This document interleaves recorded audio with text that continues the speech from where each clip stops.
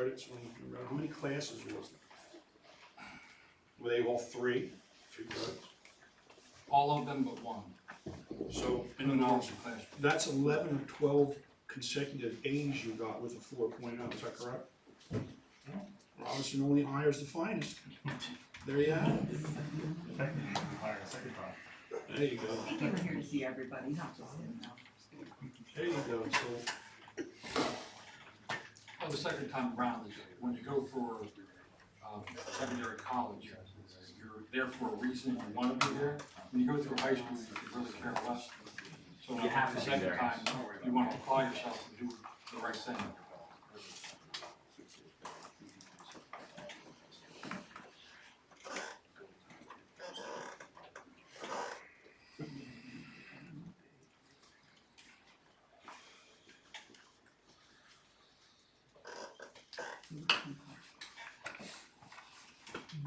folks, as we're going to get started here shortly, we are audio and video recording this. It's available to you on a YouTube channel called Robeson Revealed.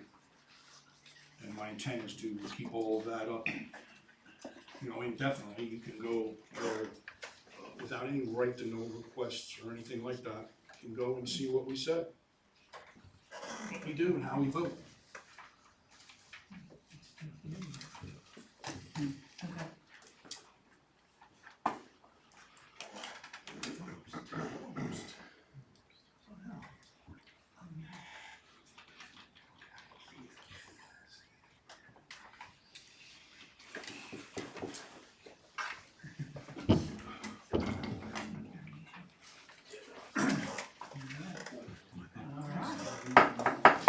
We will call the February 20th Robeson Township Supervisor regular meeting to order at 7 o'clock. We will do a pledge of allegiance and remember the songs for our military personnel. I pledge allegiance to the flag of the United States of America and to the republic for which it stands, one nation, under God, indivisible, with liberty and justice for all.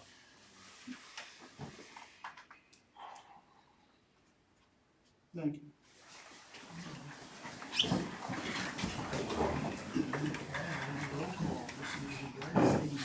Yes. Stein. Mr. Gullo. Here. Mr. Rose. Here. Mr. Bitler. I'm here. And Mr. Smith on here. All right, any citizens' concerns?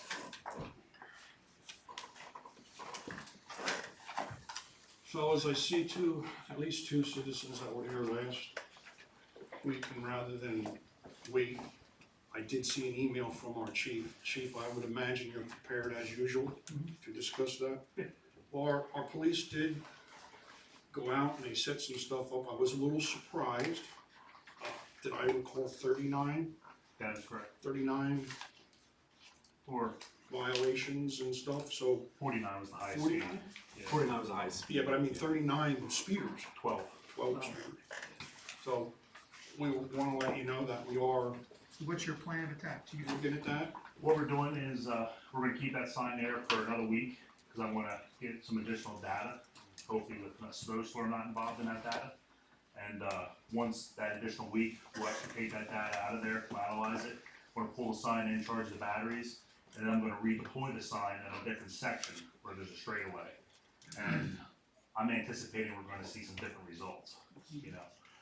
The speed limit is 35 through the residential area there. When I say residential is where all the higher density houses are. And I'll tell you what, if you're going 35 through there, it feels like you're moving because of the parking and everything. So that's something to consider. I mean, you want to consider lowering it. It's a good possibility. It's up to the board, have to do what you have to do that. But your average speed through there, out of all the vehicles that were clocked, came out to 19 miles per hour. That's including, your higher speed vehicles. 49 was the highest speed that it recorded. And a lot of your offending vehicles were in that 37 to 45 range. Was anybody stopped, or is this information? Was anybody stopped? No, this is all coming from the radar sign. All right. Yeah, so this is just basically for us to kind of analyze what's going on. The other thing I like to do with this when we have complaints of speeding, this will help me focus my patrols into the time frames that's needed. And it's just a better, use of our resources. Having limited resources, it's better to put it there when you have a problem. What was interesting, just like they reported, when there's an event on 724, the traffic increases. Now, this is only shooting eastbound at this point, okay? So eastbound, your average vehicle count came out to 92 vehicles a day eastbound, okay? And that was for 8 days. I took 2 days out. The 2 days I removed from that average were the days that there were events on 724. The vehicle counts for those days went up to 300 and 170. The 300 was on the 15th, and in between 5 and 6. So in a 1 hour block, there was 195 vehicles that went through there. That's a lot of traffic through there when you look at that. And then on the next event, which was the 18th, I believe, yes, the 18th, in that hour, it was about an hour and a half block there, 170 vehicles went through. So when you think of that small road with the houses, the pedestrians, the children, that's a lot of vehicles going through there when something happens at 724. But doesn't that bring us to another problem down the road with the Allegheny? That is gonna, That's be gonna, big that, concern. at least Yeah. it's given us information to protect us from the future of the nightmare. So what my plan is to have this on the agenda for the next workshop meeting. I'll give you additional data for the 1,000 block there in the area of the homes, and I'm gonna have data also for the straightaway going down toward the aqueduct more so. I think the board can be, just better informed with that data.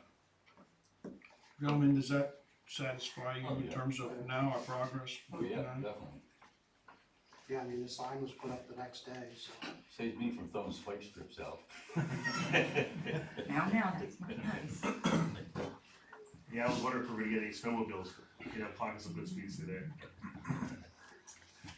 Any other Don't citizens, tempt me. any other citizens concerns?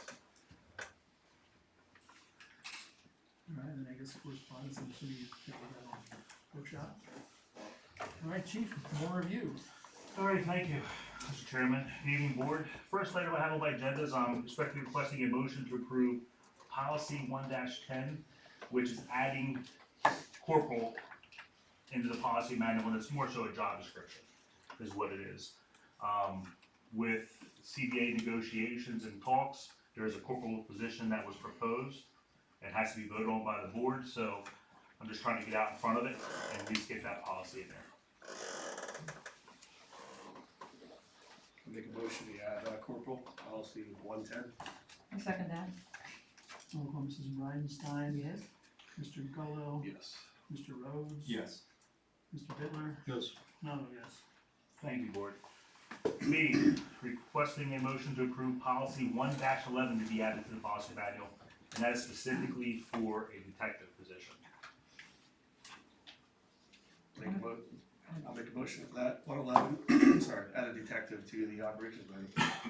I second that. Roll call, Mrs. Bridenstine. Yes. Mr. Gullo. Yes. Mr. Rhodes. Yes. Mr. Bitler. Yes. No, yes. Thank you, board. And before I get to C, I'd like to introduce Michael Gottschall. I asked him to come to the meeting tonight to meet the board. So if you wanna, Introduce myself, Mike, nice to meet you. Mike, nice to meet you. Nice meeting you. Already met, thank you. Nice to meet you, sir. Nice to meet you. Nice to meet you, sir. Already met. Chief. so if you have any questions you'd like to ask, Mr. Gottschall, feel free. What I'm recommending to the board is that I'm going to be requesting a motion to hire Michael Gottschall as part-time officer specifically to do criminal investigations. So once the language is approved in the CBA, I'll be classifying him as a part-time detective for agency. Gave you some facts, just some quick facts. Mike started his career in 1986, right, here in Robeson Township. And he retired as a detective sergeant in the Exeter Township Police Department. So he brings a lot of knowledge to our department, and will definitely prove to be an asset to our department as well as the community. And before you ask me any questions, I did budget for this position as part of our annual budget. He's budgeted under 410-106. And how I came up with the monies that are in there is I averaged $30 an hour for his wage, 20 hours a week at 45 weeks, which are pretty much right on target. So obviously that's, an estimate, but that's how, the method to my madness, so to speak, of my budget. But if you have any questions you'd like to ask, feel free. I think you were extremely clear, executive. Need a start date, tentative start date, or? Start date would be immediately. Well, you didn't waste any time. Appreciate it. So do we. Would anyone like to make a motion? I make a motion. For what?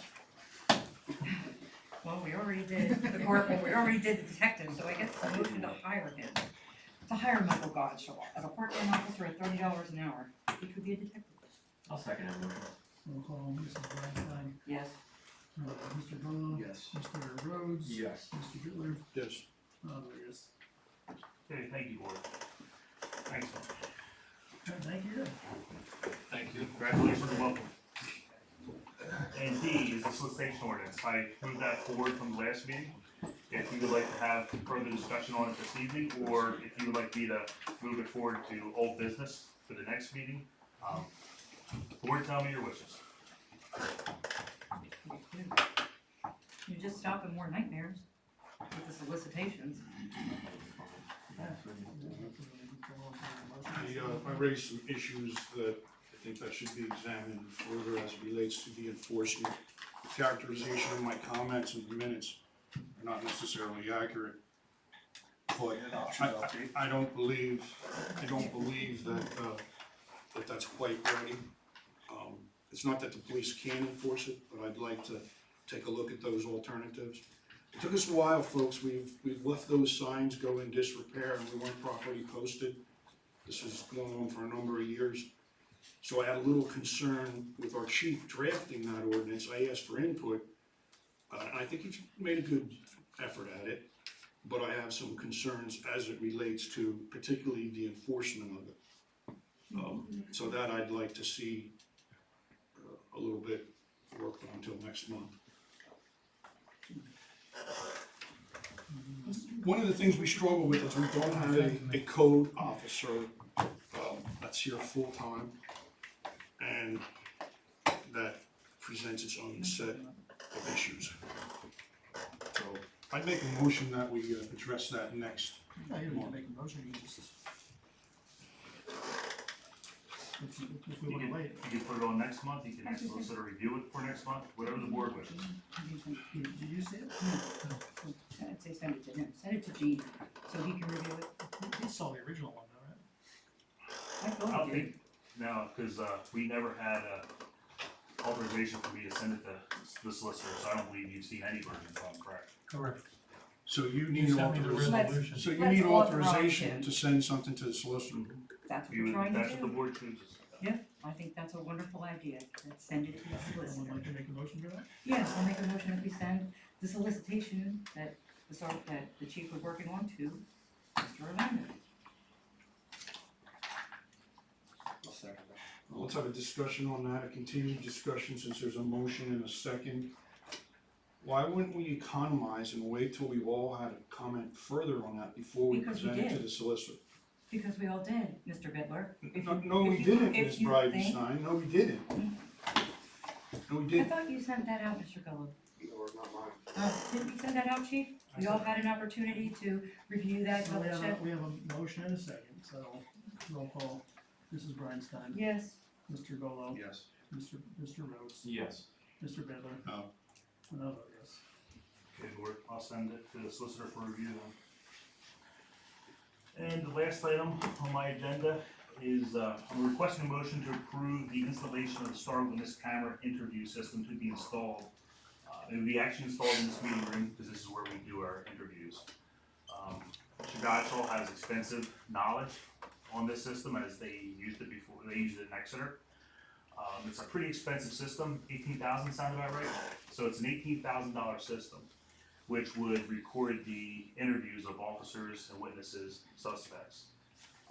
We are getting this at no charge. It comes from the district attorney's office, and Mr. Gottschall can actually install it. When it is being used, there is a red light that is on to let people know that it's recording, to let outside people know it's recording.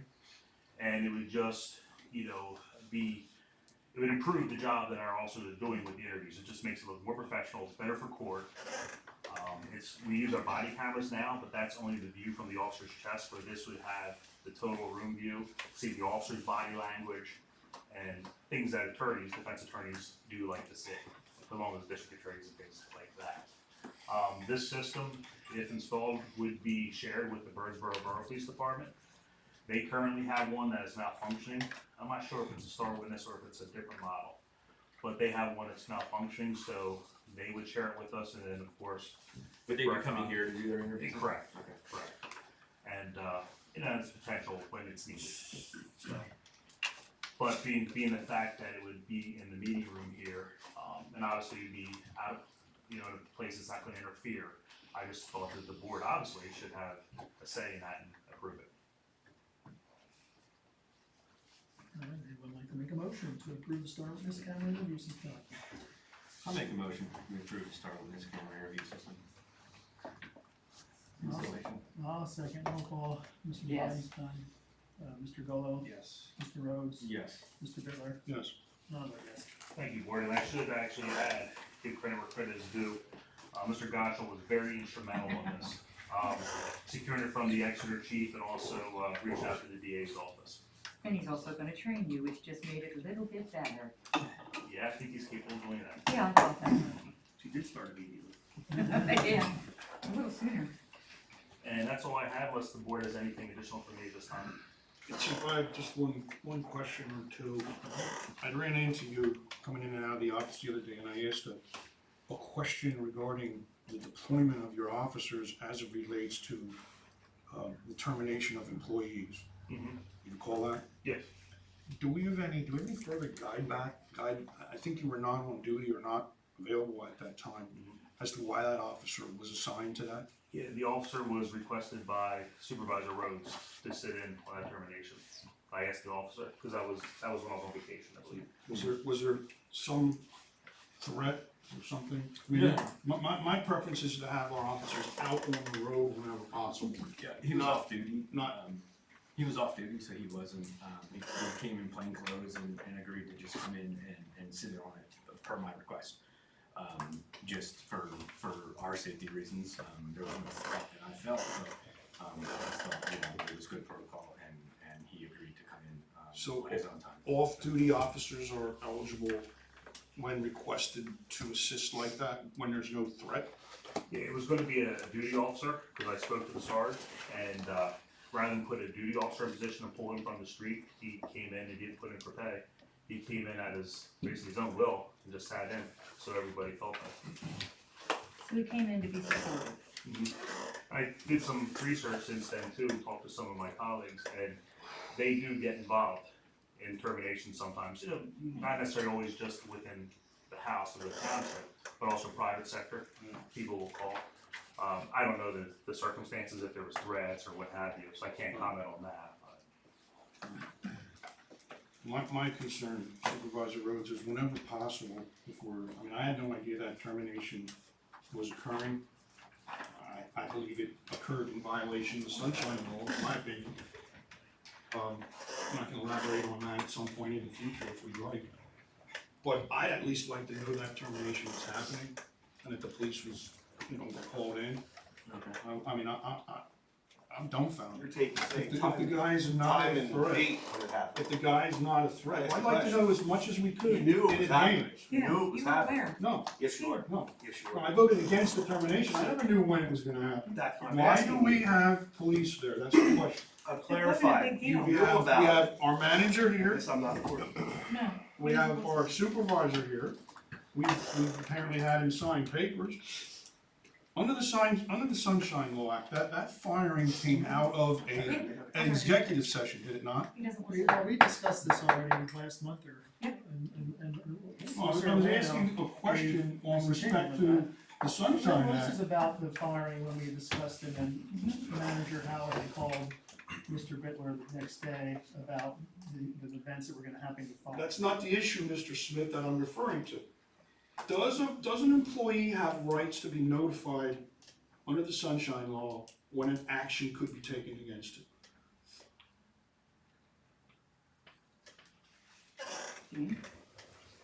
Should he or she be notified under the Sunshine Law An employee, no. No. We're sure about that.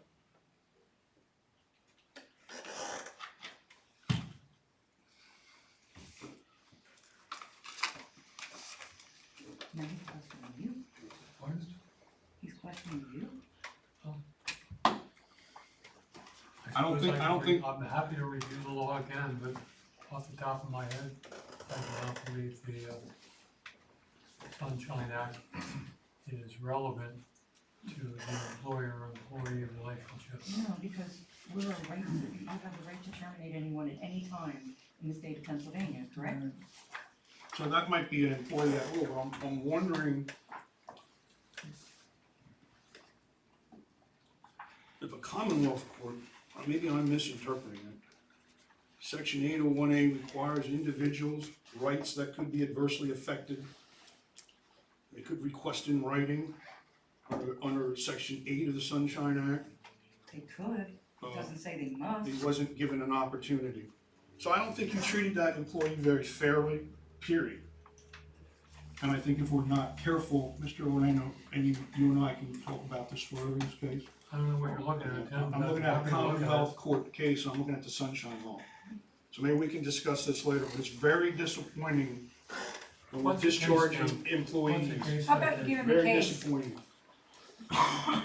You suggesting we informed him he was gonna be terminated before he was terminated? No, You don't do I'm that. suggesting under the law, you have an absolute obligation Ask him again. to let employees know certain things, and I don't think we did. You happy to look at the case? Okay, Give him the stay case tuned, number. stay tuned, folks. You Give either him tell the me case what number, the, please. if you'll tell me what the case citation is. 581 Atlantic 2nd, 684, Commonwealth. Eastern Area Joint Sewer Authority versus the Morning Call. Thanks. I'll look at it. Anything else for the chief? If not, we'll go to finances from our packet from the workshop. We got the monthly expenses, treasurer's report, and sewer agent reports. And then we'd like to make a motion to accept those reports in our possession.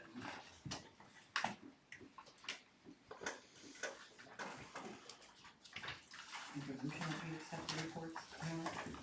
Okay. You said you made a motion, Julie? Yes, sir. Sorry, I wasn't loud enough. Have a second?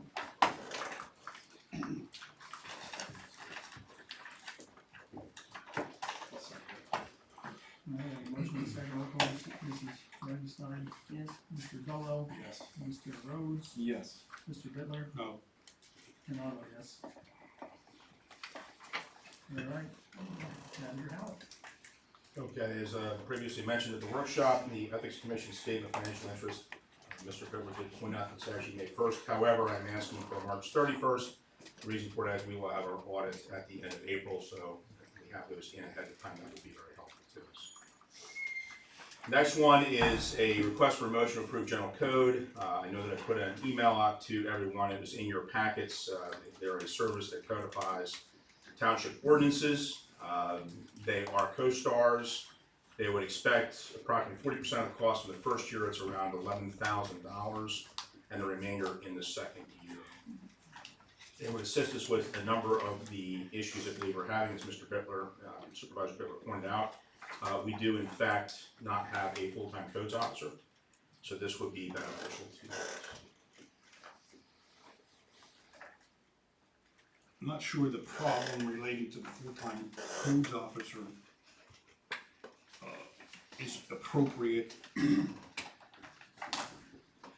as it relates to the general code. What you're trying to attempt here is codifying something that's frankly a mess. Is that not basic control? I would agree, sir. Okay, these ordinances are a mess. They've been a mess. I've been saying that for a year or two. How many municipalities in the county have this? I don't have an exact number in the county specifically. I want to say it's over 200 and some in the state at least, from my last review. I've sent in an email, Exeter Township has one next door to us. It works very, very well. I've also used one Wrightstown Township on a personal matter, again, worked very, very well. It's searchable database, so very, very easy to use. I don't think we're ready for it, and I think we should study it till next month. Particularly, I'd like to spend some more time wrestling with all of the ordinances that don't seem to be in order. Yeah, but that's part of the problem. The time that's wasted, it's not a one individual thing, it's something that should be done by a group of people. And this has been going on for at least the 6 years that I was on the board before. It needs to be addressed. It's not gonna be addressed by us individually. Because, I'll agree with you, Joy. The thing is, what I had said to Manager Howard about this was, the fact that this organization exists is because, for the most part, most municipalities are a mess. right, Because something happens 35 years ago, then 20 years ago, they changed something and no one knew it happened 35 years ago. And everybody's in this situation, and if that's 200 people or municipalities in the state have this organization do this, it's because everybody's in the same situation, that things don't necessarily match up, that are separated by decades, yes. that people lose track of. I'm not saying you have to deal with this today, but if looking to the future, it's probably easier for someone else to do it than our staff or us as supervisors to go through every code, ordinance, or whatever to try to find all the mismatches, but, you know. I'm not I think that's suggesting, right. Mr. Smith, that we respond to everybody's problems, not our problem. What has happened here, as I asked Mr. Orlando a question which he declined to answer or didn't answer a number of months ago with respect to who is responsible for getting the ordinances to the newspapers, to the law journal, to the law library, etc. And he said he didn't know. And I believe it's directly related to the fact that we haven't had the proper management at this township. Let's Now, go back to Mr. the Howard code. has not been here long enough that I would, in a sense, cast this on him. But this has been a long time problem. This is back And to. what I'm suggesting is Elsham. to, if you were on the board for 6 years, Mr. Einstein, why wasn't you straightening it out then? Gee, we went Take a through break. COVID and a lot of other We- things. We have, somebody knows has a question. Go ahead. Actually, Your it's name, no, it's Harold Steve, 3700 Main Street. It's a statement. The complication was last done in 2007, I believe. So, but as I discovered in my going through things throughout the years, is it wasn't completely done correctly. And it's gonna take more than somebody walking in the door and saying, oh, just give me the stuff. Somehow or other, you guys are gonna have to get up there, or so somebody that knows what's going on, and go through the things and make sure you put it together for them, so when they walk in the door, they have all the information. Hiring these guys at this stage of the game, I think is a mistake, only because you haven't done part A first, which is gathering all the information. We don't know what their part A is that they require, so once we find their part A, it might give us a little more information for the board and for the citizens. If we don't know what part A is, how can we answer that fairly to anyone? It's still. We I mean, certainly know what Part A is, get our own shit together, and then have them do their work. Them straightening out this mess is really not part of, as I understand, the codification process. Can we actually find some information out from one of the other municipalities in reference Absolutely. to that? That would help us out a lot to know where we're starting at. I don't wanna start somewhere and waste time starting something and finding out that there was a much simpler way to do the project than to find it. If I might recommend, I'd like to reach out to 2 or 3 townships. That'd be great. They might have a couple of different options available and how they approach this. And they can also give us some insight into what this particular service has done for them and how the process worked. Oh, that's So that might wonderful. provide us some more information for our March meeting, and we can move this. Yeah, just. to That's great. Thank Okay, you. will do. Do that and put this back to March.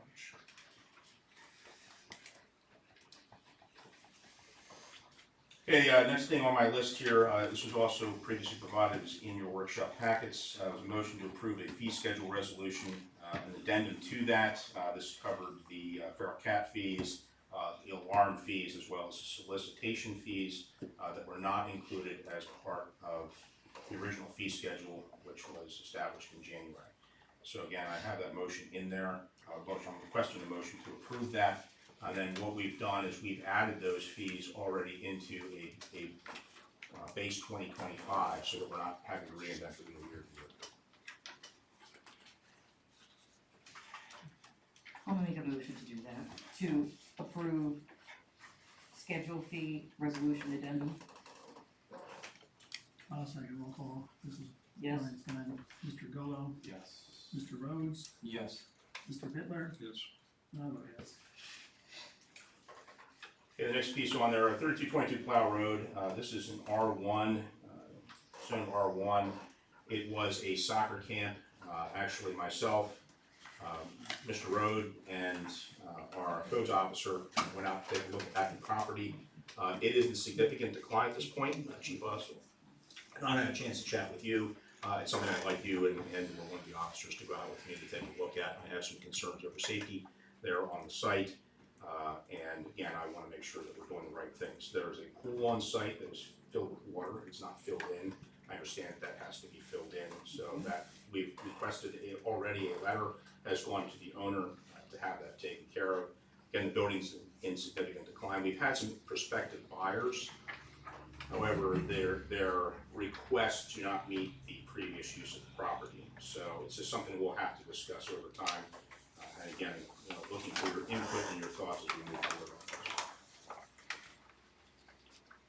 on this. That's just an update for everybody relative to that, and we'll keep you updated as we go forward.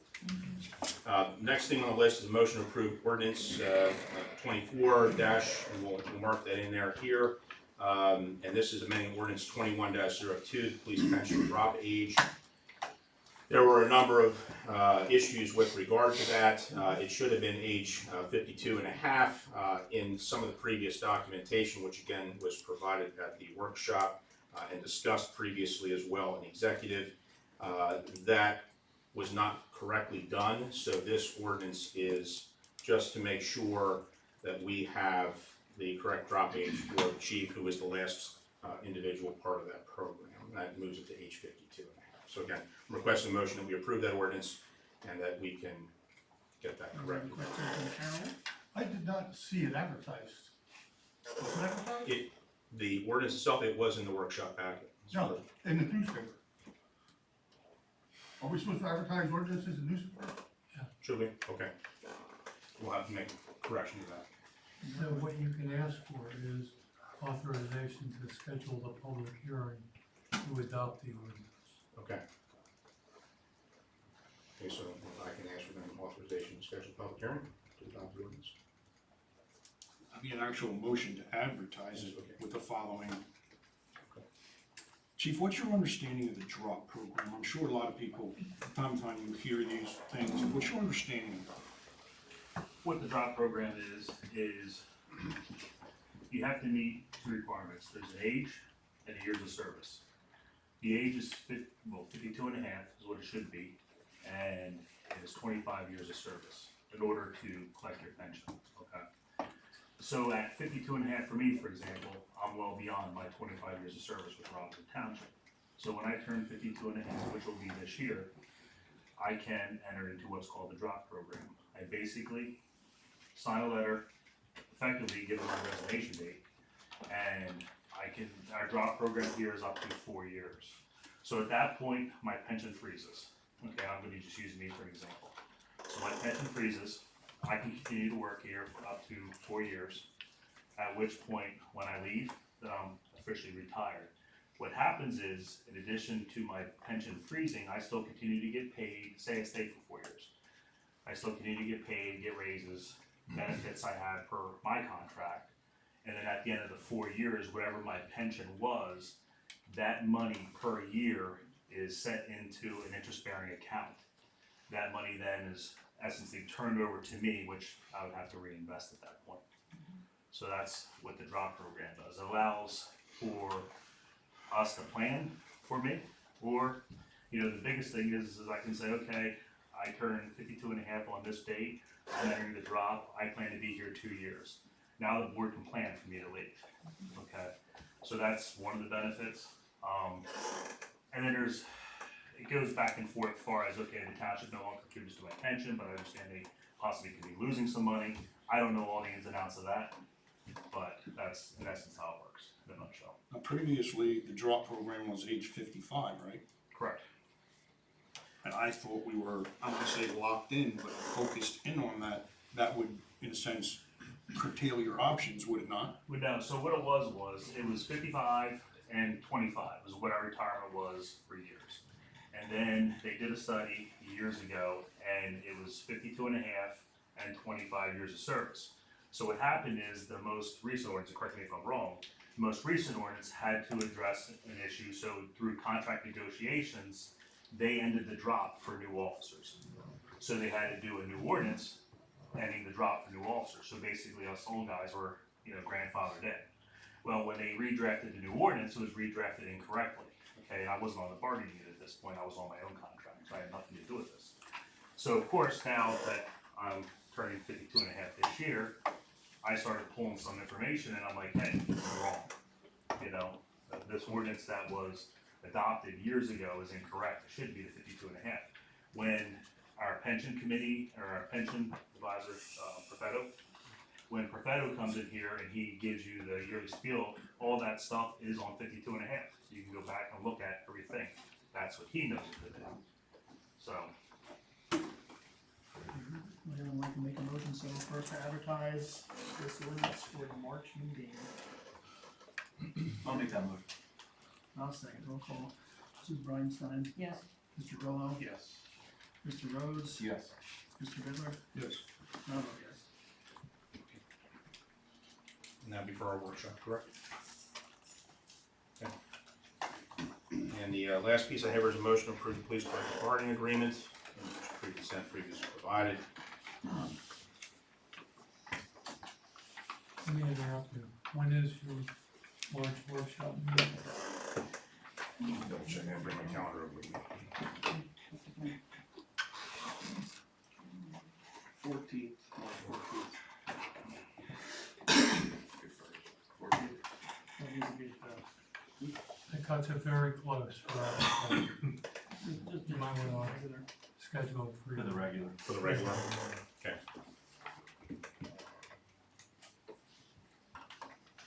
Anyone like to make a motion to approve the police collective bargaining agreement? Yes, I'll make a motion to approve the police collective bargaining agreement. I'll second, roll call, Mr. Can we have a discussion on that before we spend X? So there's a question, gentlemen, ladies, how much does this contract cost us? We just made a motion, didn't we? I asked for discussion on the motion. Are you hesitant to answer the question, Ms. Breitenstein? How much does this contract cost us? Folks, we're about to embark on another major spending issue that once you raise a bar, you don't lower a bar very easily. They were given And to I us. believe that this is too expensive a contract, but forget what I believe. I'm asking the board and the negotiators, how much does this cost? On a yearly basis or the total cost of the contract? Does anybody think that's anybody out there think that's an illogical question? Of course not. Well, then how much does it cost? Well, I know we plugged it in the budget, I don't know off the top of my head. Well, the percentages that reflect in that contract are more than percentages that we discussed previously. But regardless of that, when was the last meeting that we had? I don't feel that we bargained the way we should. You made that clear in executive session, Well, however, we don't need to gentleman who discuss did it- everything in executive session. This is the time, right here in front of the folks, to discuss why you feel like it is. I support our police. I don't like labels backers of blue, but I'll share one quick story with you on why I do. Typically, they do a very good job. The other day, I was responding to an accident call. When I say responding, watching what happens, seeing our firefighters in action, it's very educational to me. And one of your officers, Chief, this was at the intersection of Route 176 and 10 at Turkey Hill. Seems like a lot of accidents there, but I don't know. And what I observed the officer do, there was multiple vehicles and there were a couple of kids and minors. I saw that officer take a moment of his time. Everything was under control. Fire companies, I think, were doing a good job. And address that young child and comfort him. Now, those are the kind of things that I like to see and I like to observe. I like to see the chief didn't elaborate, I don't think, maybe I missed it, that we have a car seat thing coming up here and we're also going out to Robeson. Sure. Now, having said that, we also have a business to run here. And I don't think this was it is a very good agreement for the township. I don't understand, I asked our manager, who was at the last bargaining session? I understand, Mr. Rhodes, you were not. Mr. Smith, you were. Then we get an email, and in 2 weeks, I'm supposed to review and resolve all this? Mr. Steve, you were on that committee, were you at that meeting? Not anymore, 'cause he Well, was- just because he's not a supervisor doesn't mean he can't go to those meetings.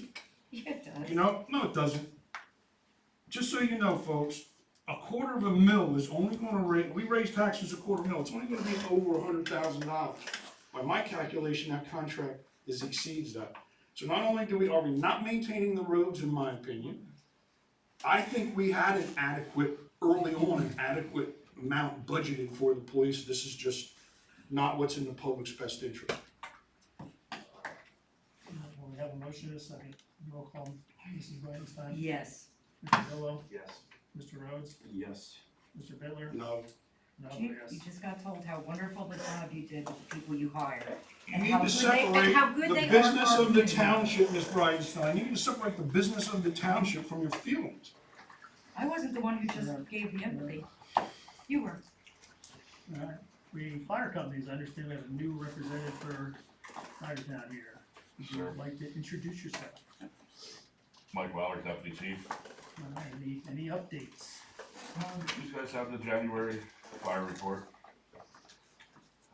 We're gonna be submitting a request for a payment on our yearly loan for our truck from the allocated funds. And then request later on in the year for the balance of the funds. And we have run approximately 117 calls so far this year. Mr. Weiler, how many of those calls were second dispatches?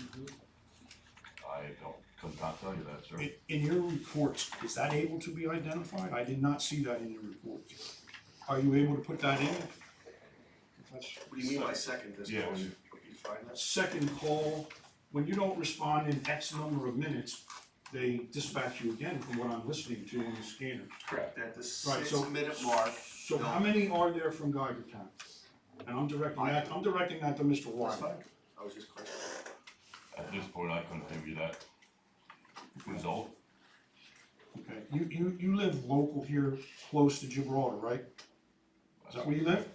Yes. All right, I asked a question of my colleagues on the board before. I'm having trouble understanding why it doesn't seem the fire companies quite mesh. And my question was, I'm not a firefighter, so I don't understand. I'm learning and I wanna learn. But it seems to me like a lot of times until you run to Geigertown and get in a truck, you could go to Gibraltar. So are you taking my right of choice of what fire company? No, I'm asking you why you don't do that. I think I'm Mr. glad I'll that- answer for I'm Mr. glad you Weiler have was it. a member of that fire I'm- department for a long time and chose to. I'm trying to answer his question. No. He asked me a question. I'm not taking You're away you're anybody's attacking choice. him because it's not me. I'm not attacking Here's what- him at all. Tim, I'm not attacking him or you at all, sir. Mr. Weiler, I'll speak for him, was a member of that fire department for how many years? 30 years. 30 That's years. He made his choice of where he wanted to spend the rest of his volunteer career. That's his prerogative. We don't have any right to No tell you. one's disputing a choice. What I'm asking for is, can we get more firefighters to the scene quicker? That's Can we exactly what work you asked together a little better if possible? That's all How I'm do you asking. feel we don't work together? Yeah. Excuse me? How do you feel that we don't work together? I've seen both. I of them. don't know that the you. question I'm asking you. Okay, yeah, I don't know the extent of that. I've heard around the community, sometimes there's a little rift. I've heard 3 specific examples of that. One, I think there's an issue where some fire companies are making some types of disparaging comments towards women firefighters. I find that appalling. I would Okay, too. okay, I had another question where one of the fire companies doesn't seem to be doing quite as much training, or when I say training, doesn't seem like there's quite the educational link that should be. One guy can only do this truck. For instance, I asked a question to my colleagues earlier about the ladder truck in Geigertown. I'm intrigued by that. We have a ladder truck. I hear you're gonna be asking for money. I like to fund the fire company. I think, but I also like the fires to be fought. Are you So saying no we one's, don't no fight one's, fire? no one's, no, I'm asking, is there some way to make it better? A few months ago, we had a discussion here. The board wanted to go into executive session. I objected again to that. Too many executive sessions. Right here's the place to discuss. It's to begin to solve the issues. They have consultants for struggling fire companies. It appears to me our companies are struggling to get volunteers. Do you actually go out and volunteer, Mr. Bittler? It seems you're judging an awful lot from behind this. Now, could you get the second call information, since that was the original question, do you think? That's not something tracked. Yeah. Cause it's not a figure, it's just part of the county for the last 4 years. To get that figure, you'd have to go incident by incident, look at dispatch, look at which truck got out first. Now, on that note, I'll explain what that is your dispatch, at the 6-minute mark, they dispatch it again, which they call a second dispatch. If you do not respond within 1 minute, they will cover that piece of apparatus with a neighboring department. And that's probably why the fire was There's on not Super a- Road, there was like 6 or 7. Correct. So now you also have to realize in Robeson Township, which is how many square miles? 30. From when the pager, I'll give me as an example. Me to Geigertown Firehouse is 6 minutes once I start moving in the vehicle. If I'm in bed, 2 in the morning, till I get up and shake off who I am and where I am, till I get clothing downstairs, out the door, it's probably 7 minutes till I pull in, maybe 8. We do have people that live 30 seconds away. We have people that live 5, 10, 12. And I think Gibraltar's in the same boat. They have members coming from Union and Exeter Township to help them. So I don't think that's a relevant point. We can try to get that information, but that's something all departments in this county struggle with is the response time. With a volunteer crew that's coming from bed, work, the couch, the family dinner, A more it's a very relevant hard number. statistic would be a scratch, right? Like, Correct. how many did you scratch? Like, not respond to at all versus like a second tap, right? Like, that would be, to me. And that we more can relevant. provide That quickly. makes sense. And we can provide when the company scratch, yeah. So I can tell you, and I won't hold it verbatim, we ran, I think it was 509 calls last year. As Geigertown, I say we, 509 calls we were dispatched to. I think there was less than 10 that we didn't respond to, and they were all medical calls, which require an EMS certification to respond to them. I can speak for us. Do you want the scratch information? I'll take whatever information we can get, but I'm gonna check into that further. I can provide, or one of us can provide Geigertown's call report for last year. I cannot provide anything for Gibraltar. You have to speak with one of their representatives. I have no access to that. Do you have It would anything seem to me by implication from what my colleague on the board just said, the closer fire company you get to, the closer you get to, the less second calls you have. It's just common sense to me. I don't understand the firefighting. Well, we did Concept. ask as well, right? Ask, We asked, members of Gibraltar. come out to your department. Well, yeah, the thoughts on, the close members here from Geigertown joined Gibraltar as well. They told us they were gonna have a meeting about it and get back to us, and they never got back to us. How long ago was that? I'll be asking that one. The workshop meeting that myself and Chief Cup were at, October, November. That was in the fall, last fall, right? That was discussed here, and him and I did have a discussion outside in the parking lot, and that was the content is he would have a chat with his people and get back to me, and I've not heard anything. I'll be asking that. We're all for it. Absolutely. Well, I'll be And asking. just as much as Members they joined have, both, right, like, we're all for it. Could you reach, you're the representative, could you reach out with their representative again? I can try to. I'll see if there's one. they had members previously that mowed the ball field behind our firehouse. Tommy and Holly were there, and I told them multiple times, if that goes off, it's a fire truck, get it out. All right, thank you. Yes, sir. Now we have the minutes, expenses, and reports. Would anyone like to make a motion to accept the minutes, expenses, and reports in our possession? Before we do that, Mr. Chairman, we seem to have a discrepancy on the January 2nd minutes. And I certainly would object to those. What was your work? Okay, what's the problem Okay. with it? Okay, to start with, Mr. Steve was the acting secretary at the time. He gave us a copy, he sent us out on January 3rd, as an email to our manager, copy of those.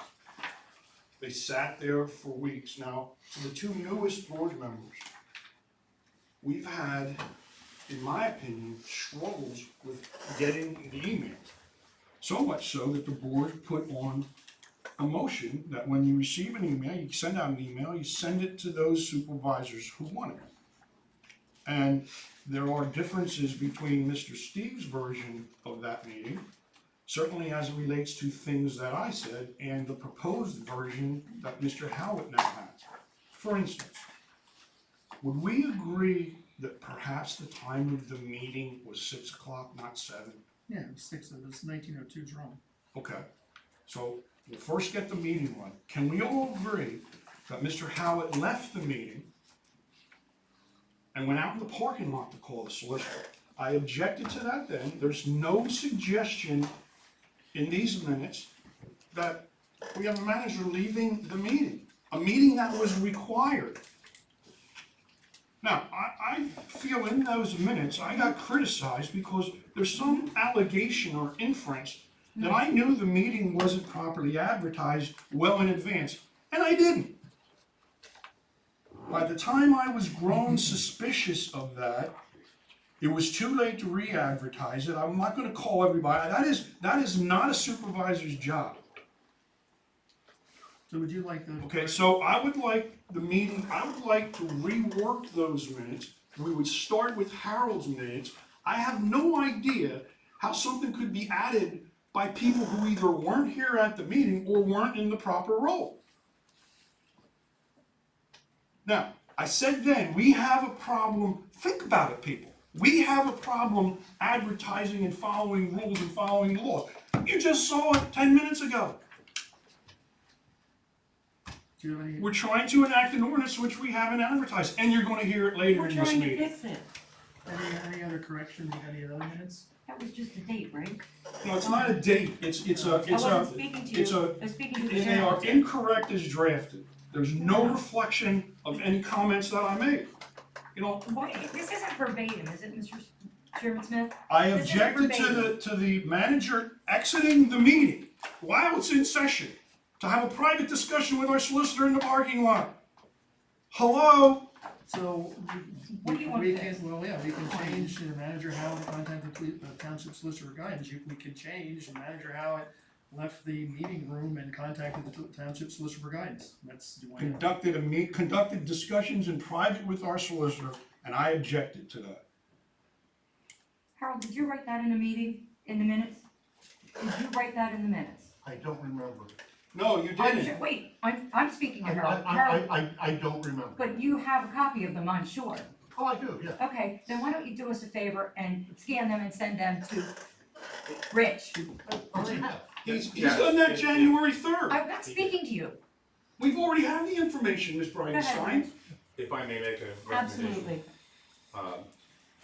Why don't I send the hard copy out that Mr. Steve originally That's provided? fine. Allow you to put notes into that as you would like to see it. I will then work that into a draft, which would be for your approval. Thank you. Would that work for the board? I think that's wonderful. Sure. Would anyone like to make a motion to accept the minutes I'd like to dispensary make a comment. reports? This is another instance where things are said via email to the whole board and no one responds. Yep. Yet we wait till today to get on our soapbox about it.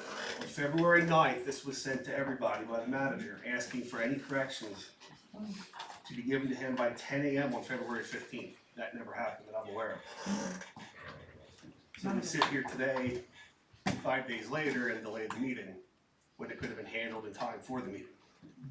The time to do things is not soapbox. The time to have discussions on the minutes and our collective memories is not In that now. email. Not the game behind the scenes with the It's emails. in the email. Not the games. Let's see if we can get 3 votes in the emails behind the scenes. That That's the has game. nothing to do Alright, with would it. anyone like No, to make here's a the motion time Yes, to I approve the make a minutes. motion. For the other reports. The other excluding- report, That we we accept have the another other question on the other reports. reports. Alright, what questions do you have in the other? In one of the minutes, can you direct me where we had an executive session? The executive session, as I recall, related to the disciplinary action, the one I was called later. Where does that reflect in the minutes clearly identifying what was discussed?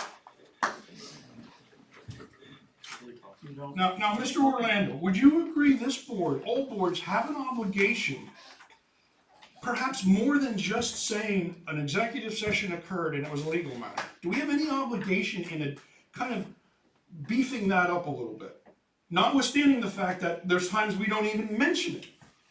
Do we have an obligation? It depends on the topic and the section of the code, which you're very familiar with, Tim, Yeah, is, you're playing. it depends on the nature of the discussion and the topic. If you're speaking of employment, I believe that you say that if we Personnel matter. discussed a personnel matter, Correct. which I believe would be adequate.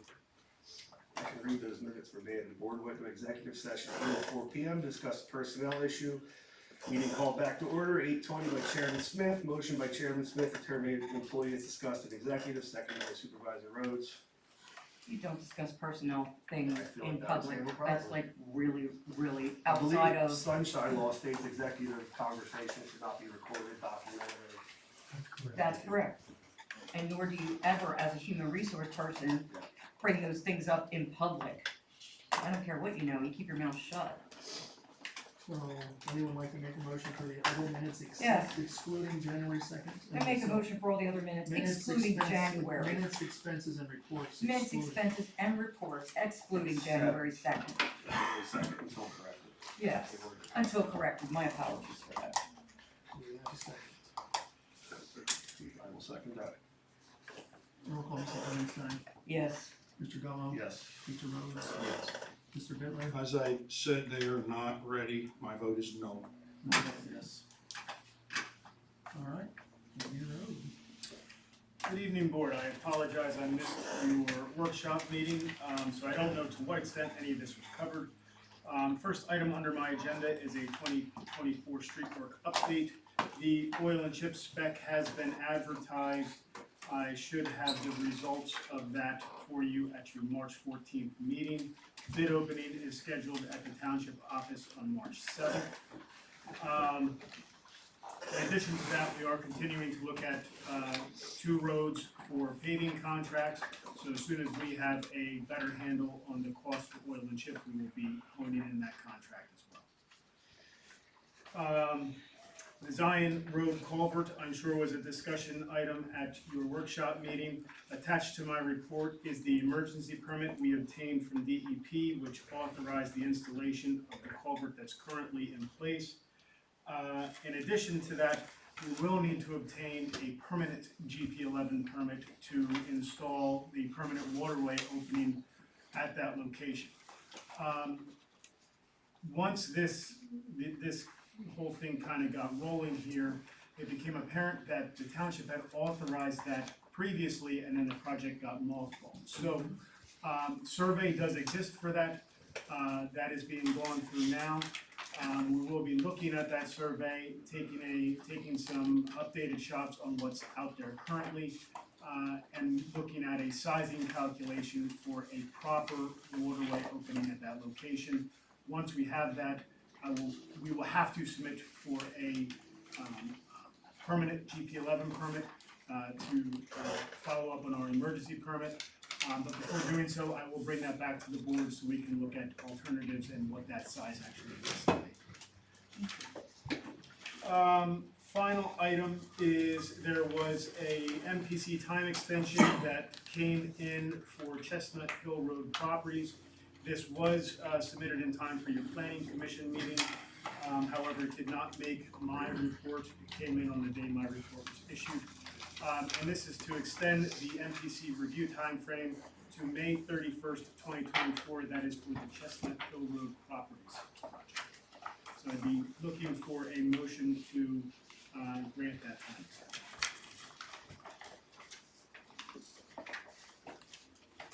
and making progress through it. Yeah, things so are moving along, it's not like we're just sitting here spinning our wheels like we did for years before, so. the issue with this project and what they are working through currently is this directly abuts Carnarvon Township as well. Actually has a right-of-way that extends to a Carnarvon Township road. Some of you may or may not be familiar with that. The applicant, at the request of the Robeson Township Planning Commission, took a sketch to Carnarvon to review with them, and there's changes that have precipitated from that. Good enough answer. So that's kind of pushed them back a little bit. Thank you, but there's progress being made, and There it's not just sitting there for years and not happening. At this Because point, I was one who said, no, we won't keep it doing this time extension, so, since I was the one who said no, I'm going to say yes, we need to do an MPC time extension for Chestnut Hill Road properties. So you're making a Extend to motion May, for that? that's what I was just doing, Yeah. to May 31st, 2024. So that is the motion I would like to make. Do we have a second? I'll second, roll call, Mrs. Brightson. Yes. Steve. Whatever, I'll answer. Joy. Joy's simple Mr. enough, Gold, don't be. Mr. Gold. Yes. Mr. Rhodes. Yes. Mr. Bitler. Yes. No. that's all I have for you this evening, unless you have questions from my report, and I may jump in on some of Gene items here. Mr. Road, I have one question. Yes, sir. I don't mean to take you off guard if you can't answer it tonight, I'm okay with that. But earlier this evening, we talked about a road, Old River Road, as it relates to the police. Now, just so I'm clear, the classification of that road would be what? A collector road, Probably a minor, a minor? I believe so. I'm wondering if that qualifies for easier speed reductions if we go that way or not? And also, how does that impact when things are going to be routed around there? Right. So, and I don't need an answer now, I know this is, Well, generally in listening to, and I saw some of the chief's emails on this, and I did drive it today and there was an officer behind me, so I was very careful to follow suit. So typically we look at safe driving speed, right, to set a speed limit, 85th percentile speed, which the chief is gonna have here. But there's also a reduction for residential areas, and it has to do with the number of dwellings within so many linear feet of road. I believe this section is gonna qualify for that what they call a residential reduction, and I think that will, in and of itself, allow us to post that down to 25 miles an hour. now that trip down Old River Road was preparing for tonight, or just general?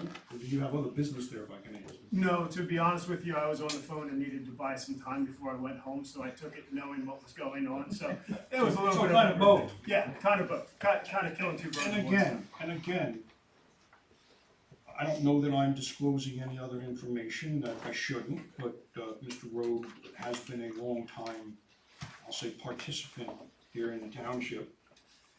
And, you know, I think personally has done a pretty good job engineering wise, and certainly demeanor wise as to, you know, how he approaches things. I had a number of comments from residents saying that, you know, he's been reasonable. Now, it's not to say that his job is sometimes difficult, you know, when A, you don't have money to do things that we wanna do, or B, there are certain engineering things. But all in all, that's kind of a good answer to that question. I just couldn't remember if it was a minor road, collector road, or what that is. But Yeah, I believe it's a minor, it probably one time was a collector road, but I think it's a minor road, but I think more importantly, it'll qualify for that residential. I should say it's gonna fix a problem that the chief has and that the residents have with people speeding. Got anything else, Ryan? That's all I have, thanks. Alright, so Mr. Orlando. Thank you, Mr. Chairman. The items A and D were the same item, so we'll knock them off at the same time. The board, in earlier discussions on the draft ordinance, asked me to try to make some revisions to address planning for training, should the explosive magazine ordinance move forward. And when I took a look at the ordinance, I also thought it'd be a good idea to add some provisions with regard to insurance. I took an approach to add several provisions to the draft of the ordinance, circulated it to the supervisors for some input or comments, and I believe we're here to discuss those tonight. Attorney Strong and his clients are also here. I've had a discussion with Attorney Strong regarding the revised draft, and specifically the provisions that we added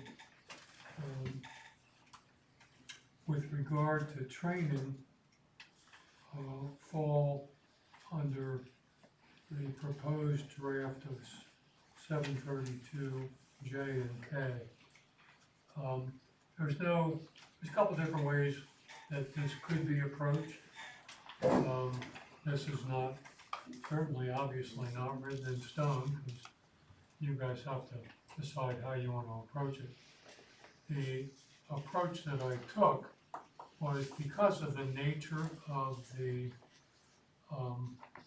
potential for harm, and I think which is the reason that encouraged the board to add a training provision. I thought that might also dovetail with an annual permit, so that's how I structured it, as an annual permit. But then on the other side of the coin, whenever you talk about charging a taxpayer or a resident money, you have to make sure that it is an amount that is reasonably related to the cost involved. And you don't want to just pick an arbitrary number, because they're not defensible, and they can be challenged. So that was the second leg of what I tried to do in K, which was make the permit renewable annually, no real fee for the permit other than the cost of the training. And so I put some provisions in to specify that it's only the actual cost of training, and that the township can set a fee every year in our fee ordinance, or a fee resolution, and then that can be adjusted either in favor of the applicant or in favor of the township based on the actual costs incurred. Plus, the other thing is, in years where we don't do training, I don't think the applicant should have to pay a fee. So that's what I tried to do in the draft. But I really am looking for you guys and ladies to tell me how you would like to approach it. You can refer to me as guys, I can care Did you less. see it? I'm offended. Was it training? I'm just curious. No, we had communications back and forth. Yeah, the chief, I reached out to the chief to get some idea as to whether training was available locally and what the cost might be. And the costs are going to be dependent on the extent of the training, but we are very, very fortunate that I believe it's the former Reading chief, isn't it? That's correct. Who is a bomb squad guy and can do the training locally here for us, for all our police and emergency personnel. So we got a local guy Got a bonus. who can do it. You know what your question about training. So we'll get a copy of that draft from you then. What's- We'll get a copy of the draft from you then. Yeah, you have it in an email. Have it emailed. Okay. Yeah, it's a draft ordinance, so I don't like handing them out until No the problem, board I respect that. says it's Because we're, okay. I mean, that was kind of what I was thinking. You know. Is there anything, I know we talked about the fees and all that, and you put that in there, but I believe when Supervisor Bittler mentioned this early on, there was a little bit of discussion around, you know, our fire departments being volunteer, right? And the possibility of donations and things like that, you know, to the fire departments, and then, you know, possibly having to respond to something, you know, outside of any training, right, that they get, you know. Is that something that's a possibility, or with, Well, I believe Supervisor Miller, right, that's think kind of what you were. when we way first back in discussed that. months ago, Tim had raised the question, when this was first being discussed the first time around, and then the board, I think, put it on hold, and I believe, apropos what you're saying, Jeff, my recollection is Tim brought up a valid point that the, you know, depending on the nature of the facility, would we have equipment and personnel that would be adequate to deal with any potential issues? And my understanding was that was one of the reasons why, I believe it was Tim that suggested that, you know, that we try to build something in here, and the other board members agreed. The provision that I drafted includes training for police, fire, and emergency personnel.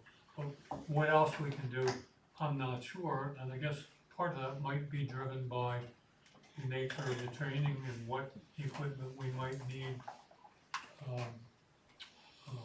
that we, if we don't have what's adequate now. Well, I think what my colleague, Mr. Rhodes, was questioning a little bit was early on in the process, I had mentioned a concept that I wouldn't mind seeing a reasonable donation to the fire companies in addition to that training.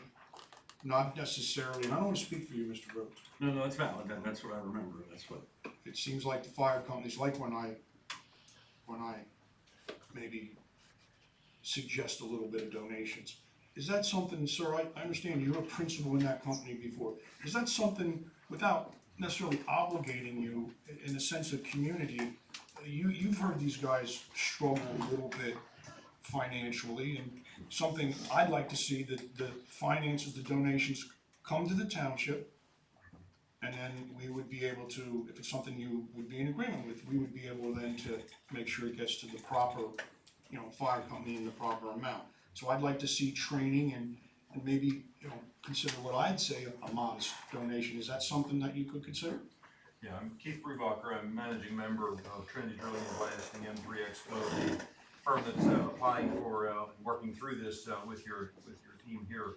So a couple things. First of all, just want to emphasize that we really appreciate and value our emergency services, and in all of the communities where we participate, including when we had a branch in northern Pennsylvania working in the Marcellus Shale region, we were active in supporting the local emergency services and some other community folks there.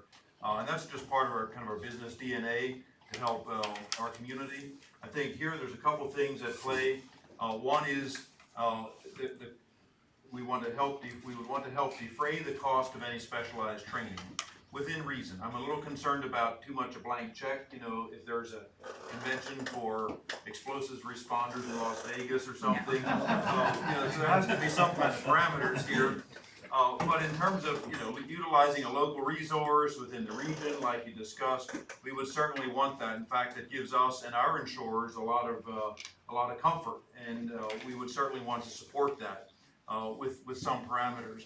The other thing I would just mention when it comes to explosives is you don't fight explosives fire or things related to that. So that's one of the first things that I believe your responders would hear. You don't fight those, you stay back. So as far as specialized equipment, you know, I don't think we're envisioning like bomb squad armored trucks with, you know, desert camo paint on. I think the biggest thing that I would see from a practical standpoint is this is proposed to be located adjacent to a wooded area. So as I think about practical concerns, I would think about what if there were a forest fire and it were heading that direction. And I would anticipate that your fire companies have some type of brush type of equipment that would allow them to respond in that environment. So I really don't think that the nature of the risk from a practical standpoint is that different. It's really about the education, what should you do, what shouldn't you do, that is really important. And we certainly want to support that, whether it's through an annual training amount, or some other format. Or a combination, sir, not to interrupt you. Yeah, It could be a yeah. combination. If that were the path chosen, that you wanted to have an opportunity. I would be a little concerned about the annual permit renewal.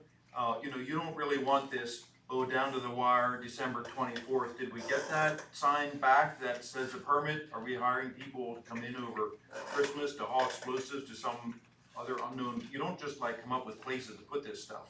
So you gotta kind of think long-term. We're regulated by ATF, Alcohol, Tobacco and Firearms, DEP, and so they're regulating us very heavily.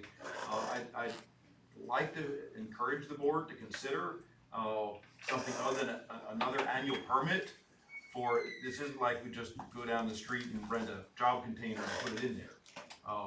So we would intend to comply with that. It's not the paperwork part. It's one more wrinkle that causes a lot of administrative responsibilities for all parties.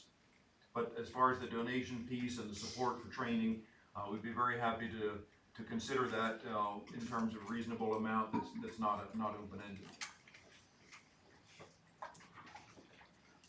Does anybody have a reasonable amount?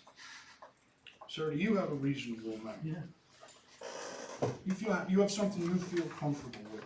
I recognize that there's the cost of the trainer, there's the cost of fuel to get there, there's the value of people's time. I would imagine that, you know, as I think of relative training that we do in our firm, $1,500, $2,000 goes pretty far with paying somebody for an hour or two of specialized training, some travel locally.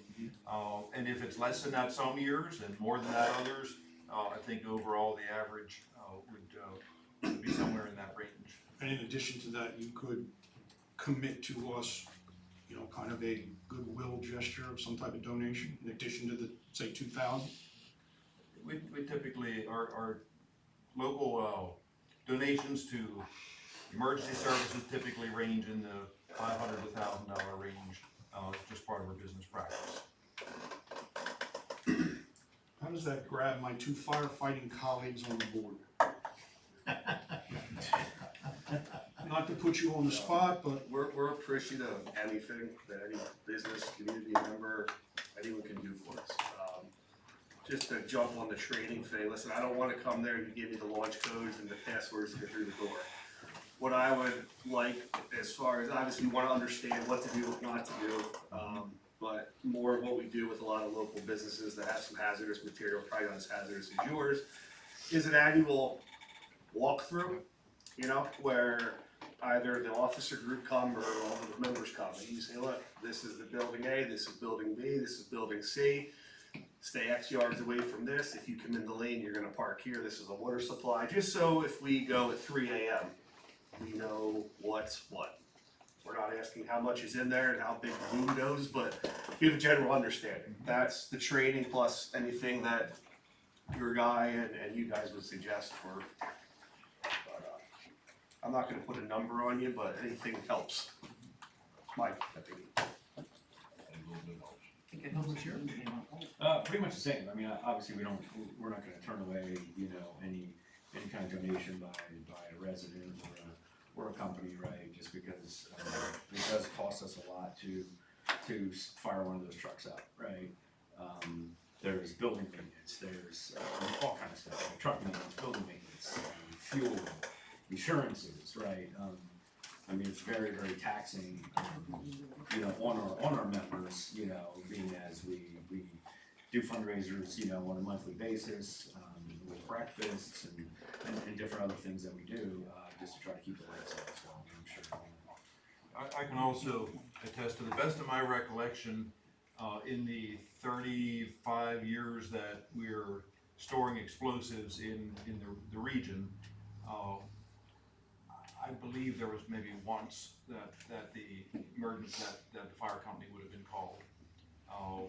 And I'm just, not that I can remember a specific time, I'm just sharing that as I can't believe it would have been 0, but I know it certainly wasn't more than 1 in 35 years of storing explosives at multiple sites throughout south central, southeastern Pennsylvania. Those are good odds.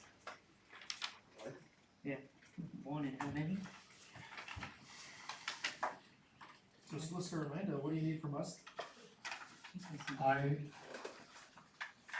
We need, if the board wants to do something different than I have drafted, I need some direction at this point. Numbers? And Chief, do you have an idea what the, if you have, who you I have? provided the numbers, right? Yes, you do. The numbers, first of all, you're not gonna put a number in an ordinance. That's the wrong thing to do. You're gonna put the number in your annual resolution so that, and we can refer to that in the ordinance. If you wanna just pull a number out of the air, I try to avoid that because I think it's problematic. One person's reasonable number is somebody else's unreasonable number. Right. What's the That's what lawsuits are made of. So I wanted to try to create a structure. I'm not opposing change, you know, I have no, But what's your thought on their concern about the yearly permit, not having a yearly permit? well, the whole idea of, yes, they're regulated by other governmental agencies that we have absolutely no contact with. So making them provide us with proof of their licensing was the thought behind, you know, our permit, which really doesn't cost them anything other than they submit the fact that they are permitted. And it's not gonna be December 31st, it's gonna be when they pull the permit, and it's not a calendar year, it's gonna be an annual from the time of first permitting, whenever that is. Kind of like the quarry, because the quarry answers to a lot of other people and doesn't necessarily answer to us. So it would theoretically be just like the quarry already is in existence. I just wanna mention that we have junkyards that they can't arbitrarily just pick up all their junk at December the 31st either, that we annually renew permits for, so, you know, this is not much different. Any other thoughts, changes? I think they gave you a bunch. Anything? I was rereading, but, I think putting a donation in for them, a reasonable donation is, like you said, everybody's version of reasonable is different.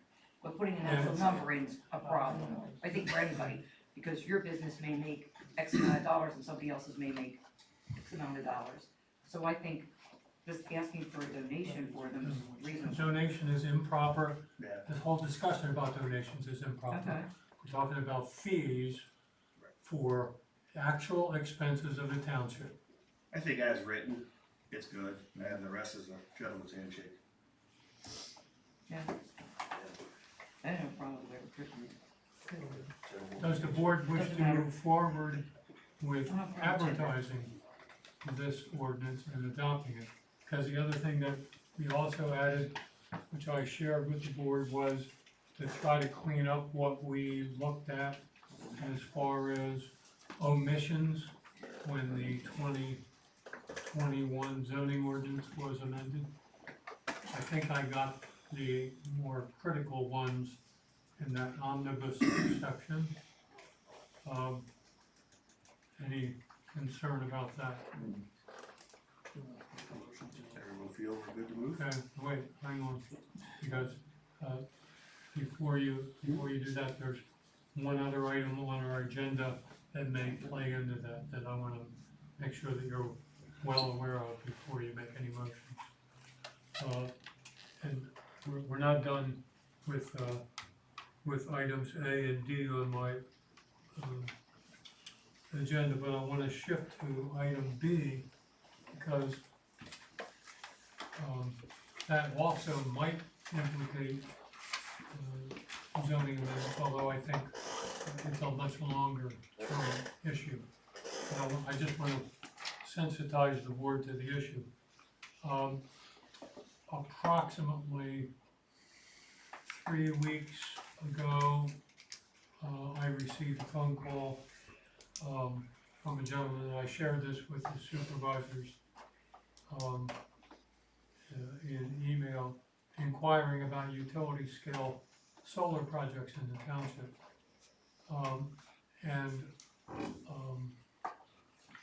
It was my concern, we've not, because you haven't authorized us to, I haven't spent any time or township money looking at our ordinance to address that inquiry, but I can tell you, just from being around the block for 40-some years, that most ordinances, particularly, are not really set up to address utility solar, because it's pretty new.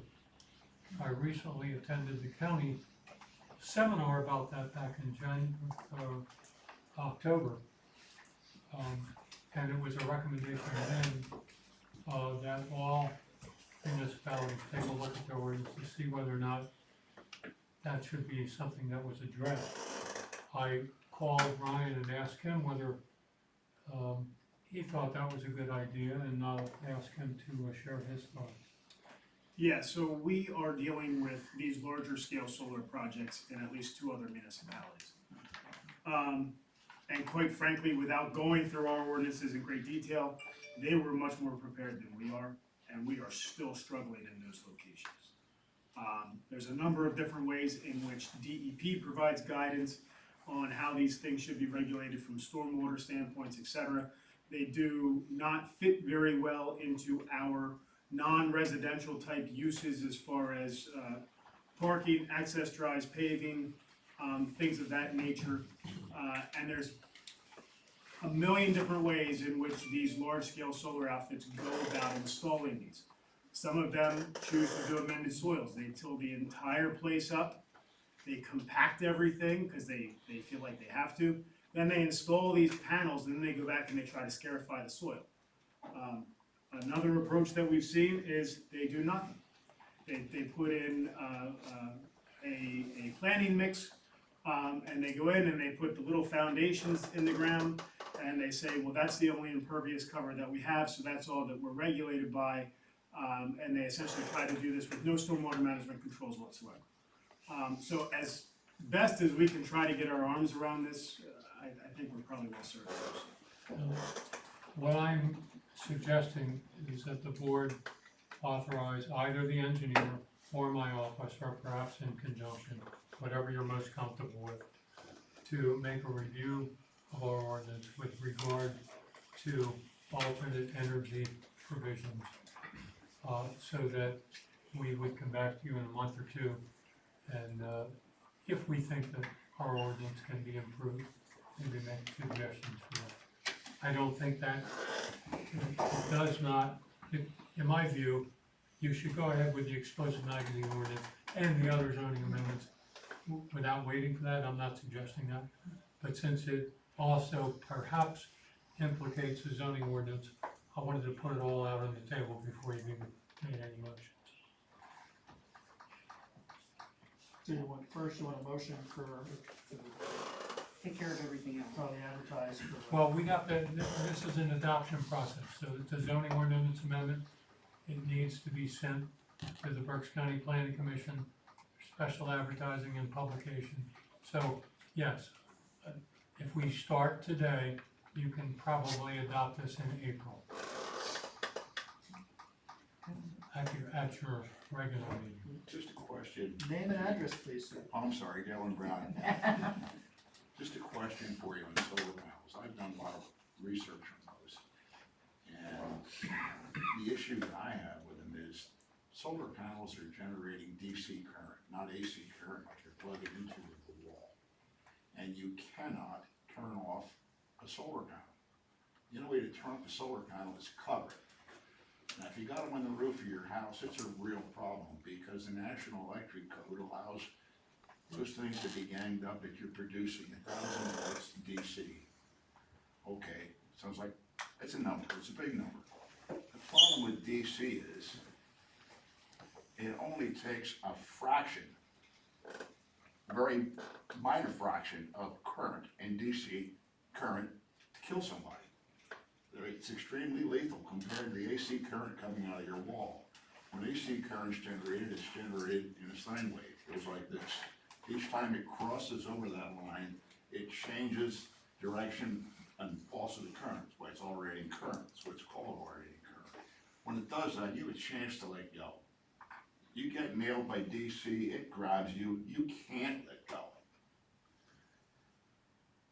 I'm trying to say with all this is, I don't know where the codes are going to address things like shut-offs and different things. If somebody's putting one of these things in, you need to have some kind of regulations and control for shut-off points, that you can shut off as much as you can shut off. And Ryan, you're shaking your head there, you might have hit this problem before, I don't know. Yeah, we have not come across that specific issue. I would defer to the code official, but there's gotta be something in the code to address that. The IRC or, you know, whatever commercial code is going to be addressing that. If But the code we even would picks it certainly- up, Yeah. that's the certainly have to problem that take I it. have. Okay. And I don't know if we can add anything to the zoning ordinance to address those issues. That was the question, I was specifically pointing that for you, Gene. Well, you can't address that with zoning ordinance, but that would be a building code. Name and address, Tom Kine from Robeson Township, 873 Whitetail Road. If we're looking at clean energy, solar panels, I think while we're exploring things, we should also look at windmills. There's gonna be more and more of those pop up. We're a hilly municipality where there's some prime hills that could possibly put windmills on. And I know that our tower information only goes to 150 feet without any kind of manipulation. And windmills are typically much taller than that. I mean, I know that they're pushing for clean energy all over the place. I look at ads on TV almost every night where Pennsylvania will give you free solar. Is that what you're referring to? That the state government will supplement your roof right now if you put solar in? That's what there's coming across. It's not the way it works though. I know. They're only gonna give me. Well, but he wants to maybe That's do a all motion. all I'm asking for Is is to explore authorization to alternative- review our ordinances For to alternative. make sure that our alternative energy provisions Which would are cover, which I would assume properly cover providing windmills, for the solar. protection Yeah, of the whole both nine the yards. occupants and the township. I agree with Tom, just for Yeah. whatever it's worth. Yeah, so We you go would with that need, one first? so, well, we would do A, Good point. you would need a motion for us to, Good point. the process of, Right, if we're gonna do, we're back to this Pleasant Magazine, if the board has no other issues with the draft, then I would ask that you authorize us, township manager and the solicitor's office to proceed with advertising proceeding with adoption, and that would put us at looking at a public hearing for April 16th, I believe we could do. Counselor, does that meet with your schedule? Council for Trinity, April 6th? 16th, I'm sorry, 16th? Yes, sir. you would like to make that motion? Harold has a Yeah, it's pretty public, pretty simple. In regards to the explosive ordinance, have we looked at the areas in the township, how many places one of these could be located? You did you say that before? That was, So they looked at where they were. Now, how many could be located in different places, I believe? I thought you gave us a map earlier. Yeah, I don't remember, because you have to have a minimum, property size of 100 acres. So it's only within the AP district, and you'd have to have a minimum lot size of 100 acres. So it's not so narrowly defined that it's only one property, but I can't remember how many specifically there were there. At 100 acres, we got a lot of properties where these things can be put on. The other thing is you have the setbacks required from ATF, so you have your ordinance setbacks, and then you have the practical setbacks from ATF, where to store any sizable quantity, you need a third of a mile, half a mile to the nearest inhabited structure, so you start laying that over top, and the number of options does narrow down. There were different layers of that sort of analysis. Well, I'll make a motion as verbalized by solicitor. Thank you, that was the way around it. To proceed with adoption of this ordinance and set a public hearing for April 16th, I make that motion. 7 PM. Please, I'll second the motion. Roll call, Mrs. Breitenstein. yes. Mr. Gilmore. Yes. Mr. Rose. Yes. Mr. Bitler. Yes.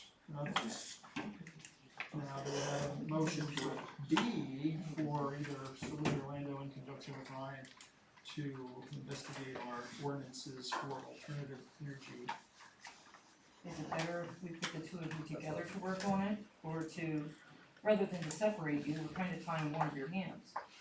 So why not just authorize both of you to work in conjunction, or if you start, yeah, okay. I make a motion to allow engineering and attorney to work together for this solar project, see if our ordinances need to be fixed. I'll second that.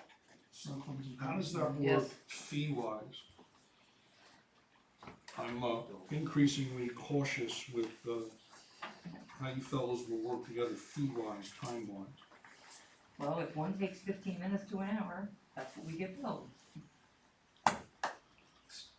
Maybe explain a little bit more what. I guess what my question is, maybe someone, thank you Thank you. gentlemen, good night. Have a nice evening. Maybe one of you gentlemen could take the lead so we're not, I remember a time where, I'm sure you remember, Mr. Orlando, that I objected without knowing when Mr. Kraft was involved in something. I objected to that. I don't wanna pay double if we don't have to. Does that make sense? Yeah, we're not going to. So, we seem to be just throwing money around tonight, left and right. Well, we're not. You just put a limit on how much they can spend. The authorized to do this up to $4,000 or whatever. Well, with everything Now, else. we already we're made a doing- motion in a second, so this is what we had, so. Then I would hope. I don't see you guys getting on this and jumping on this solar thing tomorrow. I'm working on it to throw everything else on your plate till next month. Fair statement? So we had another roll call, you Yes. said yes, and then Mr. Gallow, Yes. Yes. Mr. Rhodes, Yes. Mr. Bitler. And fellas, I'd like you to be reasonable and work together as best you can on those fees. Okay, I'll vote yes. Another yes. And that's, knock off. The other item, Is the actually, there are bridge. two other items, but on the Rock Hollow Bridge, we were asked to assist in preparation of construction easements. I prepared those. We've circulated them to the consulting engineer and to Ryan. They were happy with the drafts in terms of what we covered. I have one of them out to the attorney for one of the property owners, and Ryan's gonna touch base with the other property owner. That's just in process. You authorized the bridge work months ago. I'm just keeping you up to date on my limited knowledge. I will be out of it once the construction easements are done. The other item was the Rock Hollow Learning Center. I was asked to attend the planning commission meeting because of issues that were being raised by, or questions that were being raised by the planning commissioners. At that meeting, I was further asked to take a look at the existing conservation easement. But Butch Hopper was also, who was representing the plan applicant. He and Rich and Ryan, I believe, have been together, and they've had additional communications with the property owner, who in turn have had additional communications with the easement holder. So I don't think, I was asked by the planning commission to come and get some input from you but I don't think that that's necessary at this point because the applicant has come back to the township and going back to the conservancy, and there's ongoing discussion about doing what the planning commission had asked them to do. So I don't need to do anything further, and I don't believe we need to involve this board at this point. When this was put on the agenda, that was not certain. So, I just want to keep you up to date, that's why that's on there. But I think I'll be kind of out of that picture for a while. The only other thing that's not on the agenda, and the board previously authorized us to do whatever was needed with regard to drafting the agreements for the upcoming plan approvals for Quaker Ridge, and what's the other one, Ryan? Oak Grove. And there has been some contact I've had with the Oak Grove attorney, and we're doing what we need to do to respond to that. Trying really, the ball's in their court, waiting to respond to Ryan's request. That's just kind of an update, keep you in the loop on that. I don't have anything else unless the board has. Mr. Orlando, does the Oak Grove attorney have a name? Yes, he does. Keith Mooney. That's part of the email that I had seen. That's for. You had gotten copied us on an email for that. Before we move on, I wanted to ask, we just made a motion to authorize you to take and perform certain tasks and functions. And I was somewhat taken aback, having had nothing on your agenda, to see an ordinance, I get a resolution apparently, as it relates to rules and regulations for audio and video recording. Well, we'll get to that. No, I'm asking our solicitor, when was he authorized to do that, before he wraps up? I did not prepare that resolution, so I wasn't authorized to do anything. Okay, you responded to Mr. Gallo's emails and you offered advice on that, did you not? Yes, I did. Okay, so you don't call that a response, you don't Well, sure, I you don't responded call that to his email. reviewing that response? If you send me an email, I'm gonna respond to you too, and copy the board, just like you Okay. asked me to. Okay, Yeah, you wanted everything out in the open, so. absolutely. What I like is time to discuss things. I like to, before supervisors, I'm assuming you're billing for that, right? Billing for that time? Yeah, the 10 minutes or so. I'm looking at your fee agreement, Mr. Orlando, dated January 6th, 2023. Have we executed one for this year? To your knowledge, has the township executed a revised fee agreement? That's a yes? Yes. We have. Now, there was an increase in your fees by $5 or $10 an hour, and I asked to see a copy of the email chain, how that occurred. I never got anything. If you could check your records, I'd appreciate it. I sent you that email. When it was raised? I sent you the email. Okay. You asked for it, Then and it's, you got it the next and day. it's always possible, I guess I missed it. I believe the rest of the board got it. Did you Yes. not? We're gonna talk, how did that happen, Mr. Rhodes, if you recall getting, how did that raise happen? How was it initiated, I guess is what I'm asking. If I remember correctly, it was earlier in the year an email was sent, correct? I sent an email to all of my townships whenever we proposed to change our fees. And I sent the email to this township saying that our rate was going to be raised by $5. It was in October or something, if I remember correctly. And I don't remember the actual date, but I remember after Tim What else? asked last month, he asked to see a copy of the email, I sent you the email. One of the problems we've had in the past is that we'll have a township employee send out a blanket request, usually towards the end of the year, saying, how much will your increase be? And I'd like to change that mentality to say, can there be a decrease? Can this be done more efficiently? Can we look elsewhere You to absolutely get can. bids? I'm not talking about legal services, I'm talking generally speaking right now. Those type of correspondence, that type of communication to our vendors needs to stop. I have a question, and goes, I should have asked it when Ryan was talking, but I didn't think of it until you started talking about easements. As I recall, the bridge on 724 that's supposed to be replaced, they're gonna use the laydown area as the whole intersection here of Old River Road, 568, all the way up to like where Eli's upholstery shop is. And so if that in fact ends up being true, something's gotta be done to curtail traffic going down Old River Road, because they're gonna go up the alley, which is a private alley, and they're also gonna use Proudfoot Drive as an alternate route. So, it would kind of behoove us to kind of get a plan together long before that happens.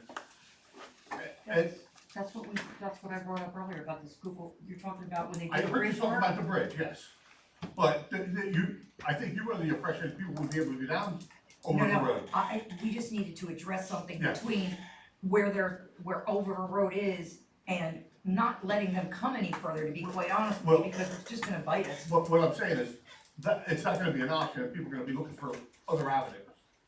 You know, we ought to be sending them over to Exeter, let them go over to Exeter and come in. Yeah, that's fine, but if people don't do what you think they're gonna do. Oh, they we do- know that. They do what they want, but, I think it should probably be part of somebody's planning process long before they get there, because I think, Proudfoot Drive is on the road, projects list. And the other thing is, it's not really wide enough for two cars in a lot of places. And it's one way, It's one way, yeah. one way going up to 568, so. Yeah, I think you looked at that before, Yeah. because Yeah, I think with having Rich on board now, we probably need to revisit that. That's a good point. anything else, Mr. Miller? No. Where we got Public Works?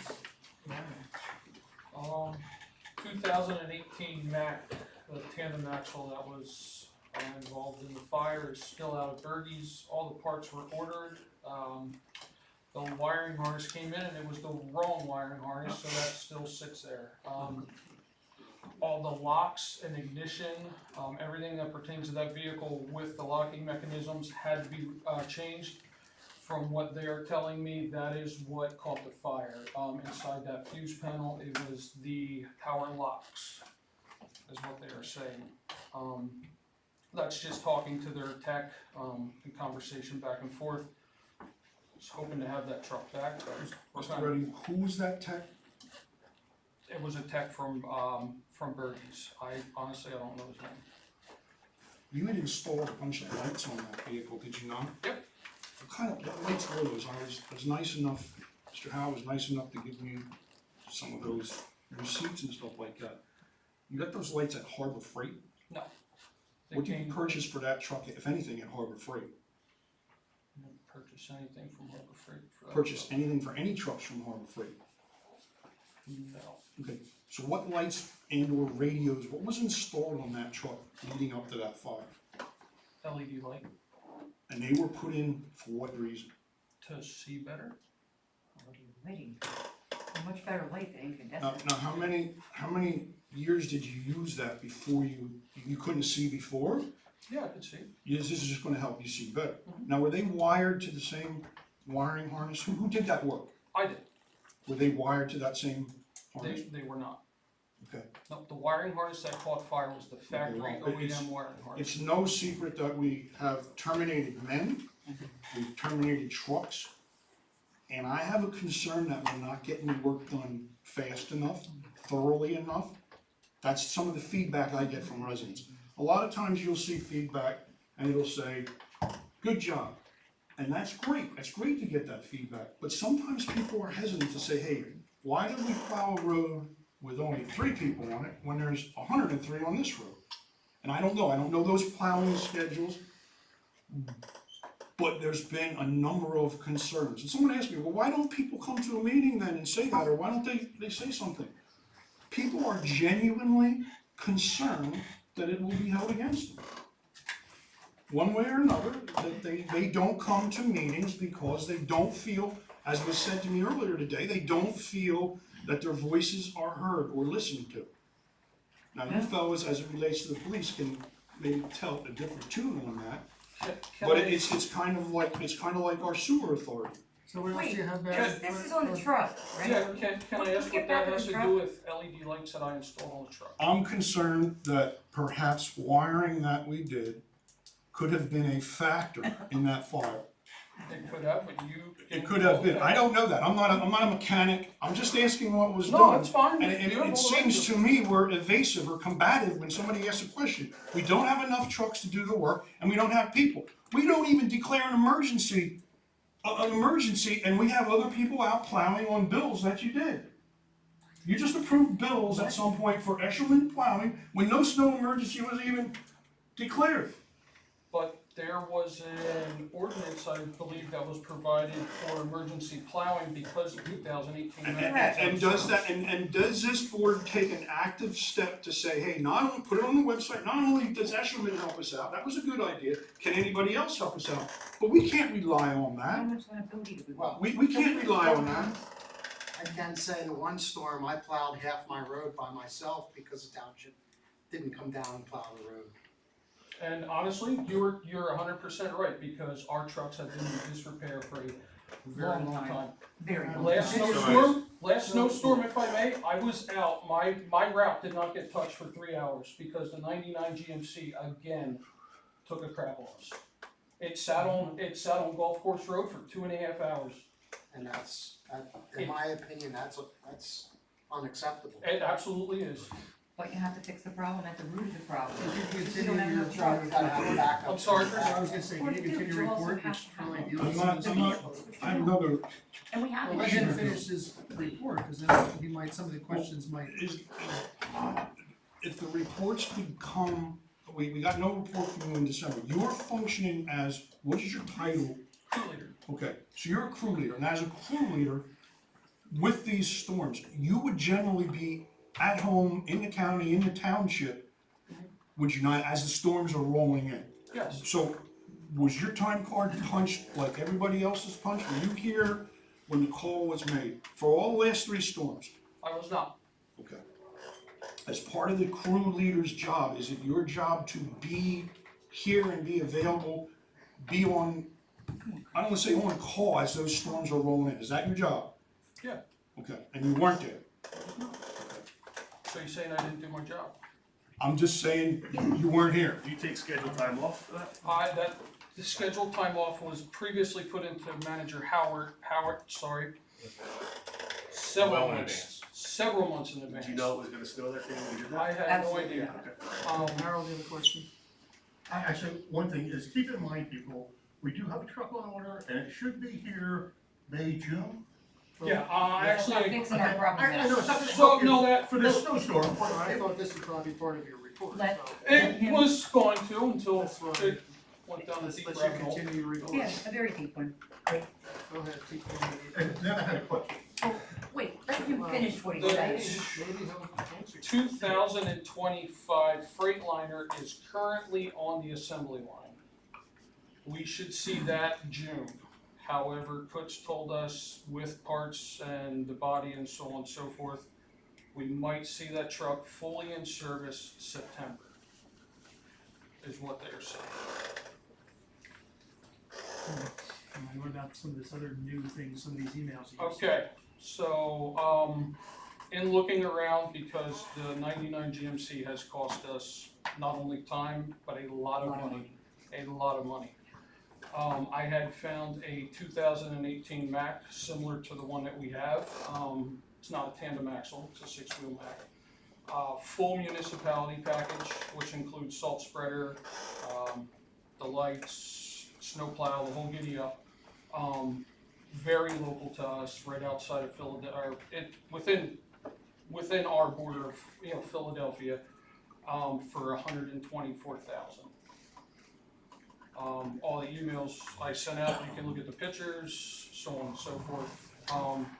It would be very who of us if we would make a motion to go after that truck. Is this your motion to reserve for 30 days? Yes, if not, that's up to the board, if not to purchase. We're looking at right now, we kind of stepped in it by getting this 2025 so quick. Yeah. Finding this truck in that condition with only 6,000 miles for the money it would be very who of us, cause if we go to order a truck right now, we're not looking at a truck for 4 years. You know, Until we get one. Is it any lease to buy or just flat out purchase? There is an option to buy. That option is up, that option is up to the board. So we can spread out the cost. So to give a fuller picture of this, as everyone's aware, we've been sending out some emails, both from Mr. Reddinger and myself, with regard to our 1999 GMC and its condition. One of the other things, to your point, as you did say, sir, that this is an issue and concern for our township. I appreciate your understanding on that. What we're looking at longer term is to develop a replacement life cycle program. That has also been some of the information that's been provided to the board as we work through that process. However, one of the things that we need to ensure is that we have something ready to go now. That was essentially the catalyst that drove us to this point. We just happened to get lucky and find this 2018 Mack 10-ton versus 20. So we wanted to put this before the board. We had the conversation whether or not we could extend. Normally their reserve is for 14 days. They've agreed to do 30 with us. If we would approve that motion this evening, or if we could go further than that tonight as well. But I felt it's a good opportunity. That will also give you, if needed, more time to review the information. Now, would that give you time to figure out the lease to buy? Absolutely. And what, line item would that be funded?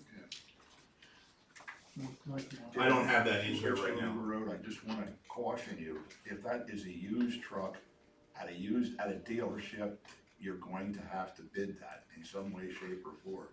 You can write the bid that's specific for that truck, but you just can't go That's correct. and grab money and say, we're buying that truck, it's gotta be bid. Am I correct, Aren't they James? in 100%. Okay, it's worth that. Alright, so I know right you're now new, you have the and line. I just wanted to Alright, well, Harold, pass on along. So I have two questions again. Was it about this? You can skip to one, go ahead. Alright. In your line item here, it just says motion to reserve for 30 days at a cost of $1,000 solely equipped 2018. 2018, he says a Mac, but it's not It is a on Mac. your agenda. That fell off. So we're gonna. The other thing is he said he's installed LED lights on the truck. I thought that you couldn't run LED lights on a public road. That would be correct. Okay. That does not stop them from being installed on a vehicle. They can be used for additional lighting. Well, However, they have to be covered when they're on the road. that'd be correct. Yes. I can let you know that a friend of mine was going through Exeter Township with a truck just a week or so ago, a plowing truck. The police officer pulled him over because he had his yellow caution lights on. Fined him $180, I believe the fine was, for driving with emergency lights on in a non-emergency. On a plowing vehicle. So let me But understand John, it. your- So let me understand this. We installed LED lights and can't use them, or shouldn't use them. Is that, Chief, what do you know about this? Yeah, the LED lights, talk about the light bar on top of the truck. So it can't be used on the road plowing snow, okay? But if they are on a scene such as the road's closed or taking a tree down, that truck's there, it can be used to light up the scene. And if it's on the road not being used, you're correct, it should be covered. Can we have coverage for all those if I may? Anything else, Barry, for your report? As Ryan had mentioned, the emergency culvert was in place on Zion Road. That is done. It is stoned in. There's no blacktop plants open, so we really Can't do that. can't put anything over top of it, so something, in that blacktop plant. It's open. Once a plant is open, I do have a call in with both South Reading and, Silver Hill, so as soon as one of them open up, we will get blacktop over top of that. Just to alleviate the bumps and all that stuff. Other than that, Does anyone, we have a motion, a potential motion, if anyone would like to make that motion? I assume that $1,000 is not refundable. It is refundable. Actually, yes. it is fully refundable. We've asked them to extend it to the 30-day mark. And it applies to the cost of the vehicle. It does. Yes. And I think, you had mentioned in your email, you researched some extended warranty options for that. That's correct. For them, and They gave us the option, which is what they're calling the gold option, which I had sent that email over. You can review that brochure. It basically, it covers the bronze, silver, and gold, gold being the highest. I have Yeah, I reviewed that quick this morning, and for those who don't know, I do this every day for work. I'm actually in the process of purchasing over $1 million in trucks right now. And we do this for every one of them. That, to me, that warranty coverage is superb. And for the number in term, which was 84 months for 300,000, which obviously we're gonna get the months first. Yeah. So you're Yeah, buying we're a gonna hit 7-year, months before you're buying a we- 7-year warranty. It's my input, my daily. Yep. That was why the first thing I said is, can we get a warranty? I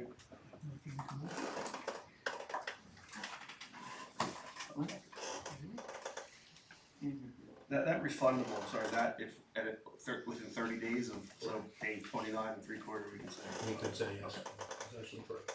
We realize, and they have worked with townships obviously in the past, one of the concerns was that a 14-day reserve just does not fit with township operations, and the fact that, you know, our meetings are set the way that they are.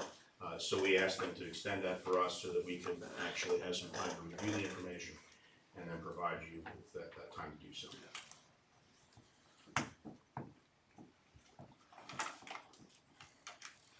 I'll make a motion, that we reserve the, 2018 Mac, that they're discussing for 30 days at a cost of $1,000. I second that. On the call, Mrs. Rice. Yes. Just Joy, please, please, stop. Mr. Stop Gallow? going. Yes. Mr. Rhodes? Yes. Mr. Bittler? Yes. I'll vote yes. I just wanted to mention, you probably should put in your motion there, a plan B, in the event you gotta bid it, to do that right away. I think that's part of the process. Do you need to be worded specifically? Cause your motion was to put $1,000 Right. down, not even the buy. You need to specify the details, you know, Alright, so we're going to authorize, make a motion to authorize the deposit of $1,000 to reserve it for 30 days and the authorization to bid it out, to bid for a truck. to bid for the with those 2018 Mack specifications. truck. You want a second? A second? Then roll call. Yes. Mrs. Bernstein. Mr. Gallow? Yes. Mr. Rhodes? Yes. Mr. Bittler? Yes. Thank you, No, board. I did. Jeff. Okay. Anything else? You need to go home and get some sleep. No, we're good. All right, Rich, Parks and Rec, Rich. No update at this point in time, they'll have the reorg meeting next Monday evening. You had a cleanup session there with several township employees while taking their lunch hour. We did, sir. Well, that's to be appreciated. And certainly, I've had my farm workers in the summer help out, on occasion. But what we need to do is, if you looked at that park again today, it's back with trash bags laying there. I had asked you to talk to the manager at Turkey Hill. Did you do that? Yes, sir. Okay, he or she said what? She said that she would talk to the regional manager. I received an email back from them, and we are planning to establish a monthly, at this point in time, cleanup day at the park. Okay, now the board got sent, I don't recall seeing that email. I got It sent. has not been So, processed. so we continue, when you say process, That- when you get an Right. email, I'd like to get that. Then I don't have to necessarily ask that question. Is that important that we get the It is that versus important when you doing have a his place job? that looks like hell. Well, Now, if it bothers we you that had, much, we why don't had you a go do it? procedure, we had a procedure in place. And that procedure was when the road crew comes in, a guy goes up there. Not every day, once a week, empties the trash cans. In the summer, it's more important. The birds get in it, the winds knock it over. Now, we had an agreement with Turkey Hill that they would help out. They're part of the community, the problem comes from them. But it's hard, Mr. Howard, when you get an email, like, tomorrow we're gonna do this. It does not seem like we're organized and prepared. It just doesn't seem that it has to be that hard. Once a week. Now, your predecessor, Mr. Orwig. Oh, your body. Mr. Orwig said to me, why don't I go down and pick up the concession stand? And I said, well, now you're a manager, and you get paid that rate, that's not your job. You have somebody else do that.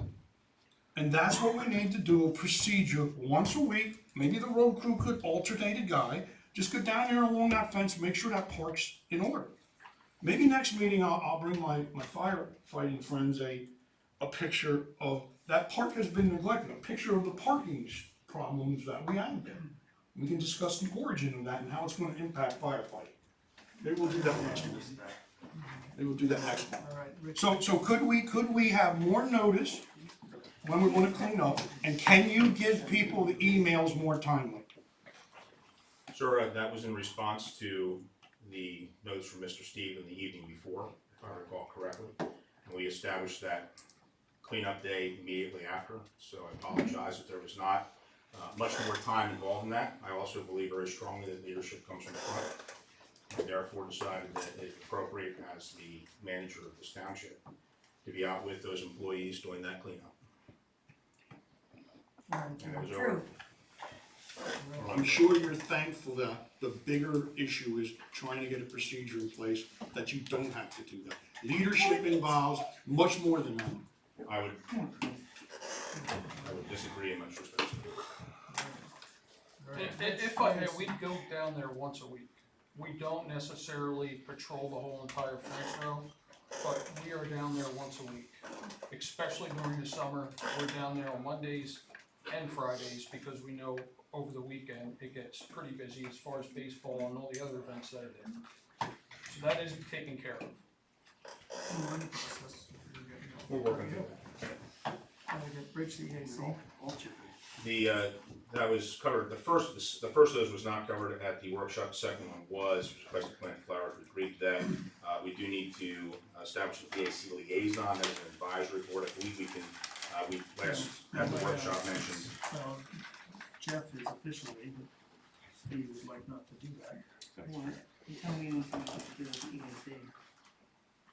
You're stepping off that board, Mr. Rhodes, is that what's happening? Yeah. All right, one of the issues I had with that board was we had our chairman on there for an extended period of time, voting on those issues. And the code's clear, no voting, and he since has stopped that. But my idea is to have different people do different jobs, so we all learn more. That's my idea, get more people involved. However, there can only be so many people for so many jobs. So, maybe that's something I could, Joy said she didn't. I can do. Okay, well, let Joy do it. Yeah, you don't have any other jobs on the board. Do we want to make a motion to accept his resignation? I make a motion to accept Mr. Rhodes' resignation from the EAC liaison and appoint Joy. I'll second, roll call. Yes. Mrs. Ravenstein. Mr. Gallo. Mr. Rhodes. Yes. Mr. Bitler. Yes. And I'll vote yes.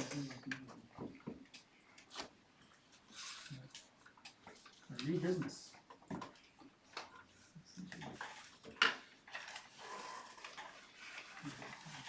Under new business, you will have in your packets this evening a resolution. The Board of Supervisors, Robeson Township, adopting rules and regulations regarding audio and video recording conduct during public meetings. We're looking for a motion to approve that resolution. I think maybe before we do that, Mr. Chairman, this was not on the agenda at the workshop session. It magically appears and then somehow instantly in a matter of 2 weeks or less comes before the board. If I did read one of Mr. Orlando's emails correctly, wasn't sure the proper form is in a resolution as it gives some enforcement issues. However, the bigger problem here, folks, is I believe this is directed at me and me primarily. And there are inherent problems with this proposal. And first problem has to do with respect to its constitutionality. Wait. This is not constitutional. I have the floor, madam. The second concern I have relates directly to the Sunshine Act. Now, a plain reading of the Sunshine Act, as it relates to recording events, a plain reading is, as it relates to executive sessions, they're held during an open meeting. So what the issue is someone, perhaps my colleague sitting to my left here, has taken exception to the fact that this meeting is being recorded. We as supervisors ought to stand up, be recorded, and speak clearly, one at a time. This is primarily directed at me, and it's nonsense. Okay? It's nonsense. Now, in addition to the... No, me. In addition... I know you didn't hear it. In addition to the sunshine law violations, when you read it, okay, in paragraph B, it refers to turning off devices, other recording devices. You're not just limited to YouTube or to a remote camera. You can be doing this with your phones, and people do. Okay, so you're going to have to turn this off during an executive session. As a result of no longer being as involved with Zoom, as a result of that, I, at my expense, made sure people, and more people have participated and watched YouTube than has come to Zoom. As a result of that, we don't ask you people to leave this room, which is what was prior. We inconvenience, and we're public servants, that's what it's involved with. We go down in the garage. If we don't need to do that anymore, well then, I guess we don't. So in other words, there is no expectation of privacy here. This is a public meeting. We should stand up, say what we want to say, and be counted. Not try and regulate someone. When you don't like the messenger, then you try and silence him. And when you don't like the message that's going out, or you don't want other people to hear it, then you try and curtail that. That's what's happening here, folks. In addition to that, where you put in here things like, don't put the things on a furniture. Okay, that's out of the way. It's never been a problem. There's only been one problem with that. And I'll get to that in a second. So where do you put it then, where somebody has to turn it on 1 minute before? Really? You need a few minutes, Mr. Chairman, to do this. Now, this ordinance, again, is not ready for prime time, this resolution, whatever it is. Those are only just a few of it out. To want to remove a so-called violator from the meeting? Really?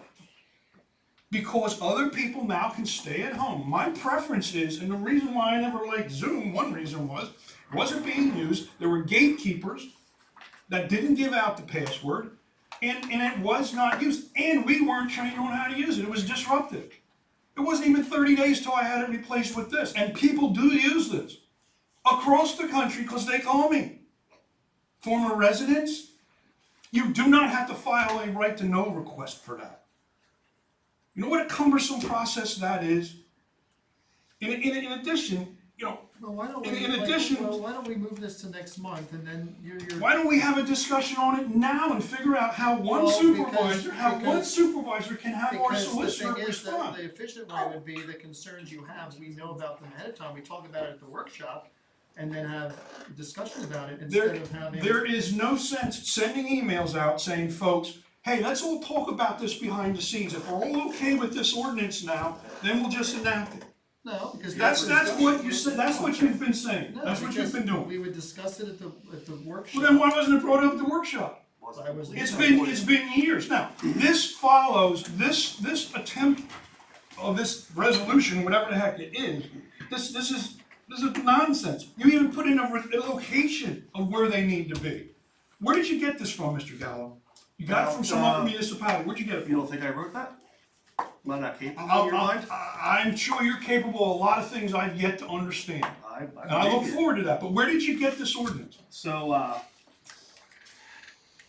every municipality that I researched, I'd say 3 out of 5 had it already. I didn't reinvent the wheel. Sure, I stole pieces, I covered. But what I'm gonna get at is this does not stop you from recording the meeting. You can record the meeting all you want. Anybody in this room with a phone, a video camera, an audio recorder can record this meeting from the start to the finish. Why the public needs to be recorded when we're not in this room during an active meeting is what confuses me. Okay, when you say active, no, I'm answering you. I didn't ask a question. Well, you just did ask a question. Let me finish my sentence and you can answer. You always say people come to you.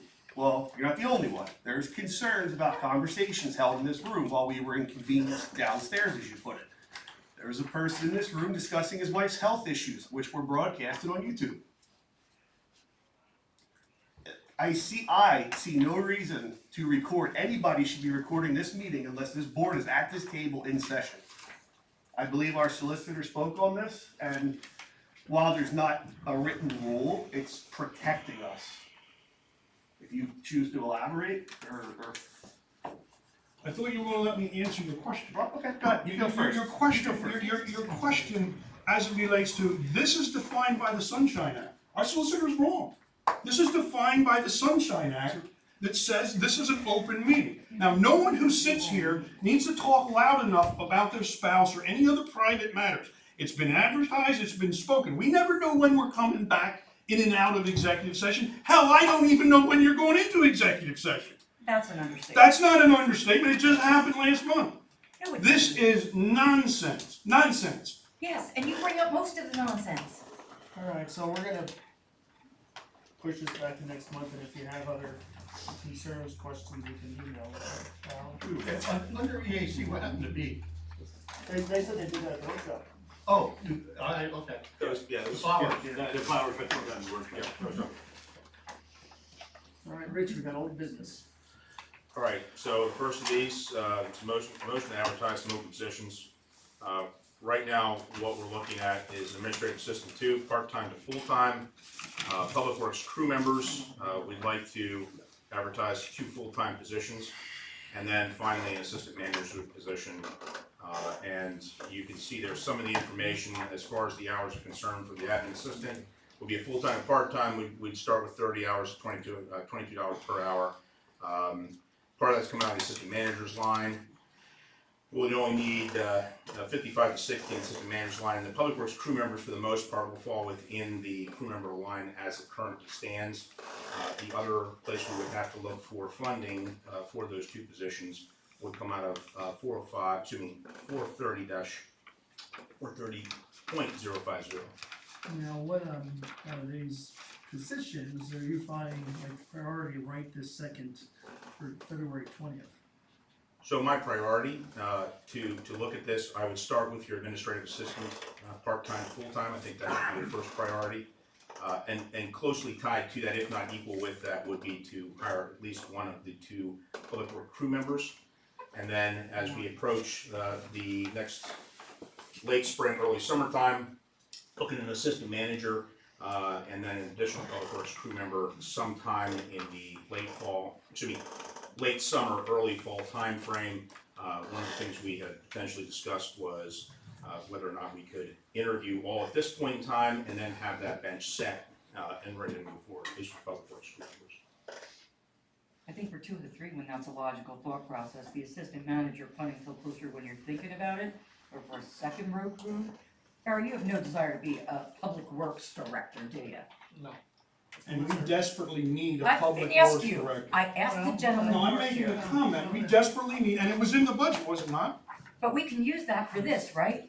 Well, no, but Rich is saying. No, we've made that budget, Mr. Chairman, for a different matter. There is no money in the budget for the other items, and when did this board walk away from what discussions, or was that another meeting I missed, or another email I missed? Gee, I wasn't on the board then, but I have enough sense to read what was there to tell me that Okay, was so there. you don't believe that we should, when a previous board budgeted for that, going through the problems we've gone through I as a believe public, you manage your money in a way that is the most efficient for the community, the employees, This and our road board crew and our needs manager. supervision.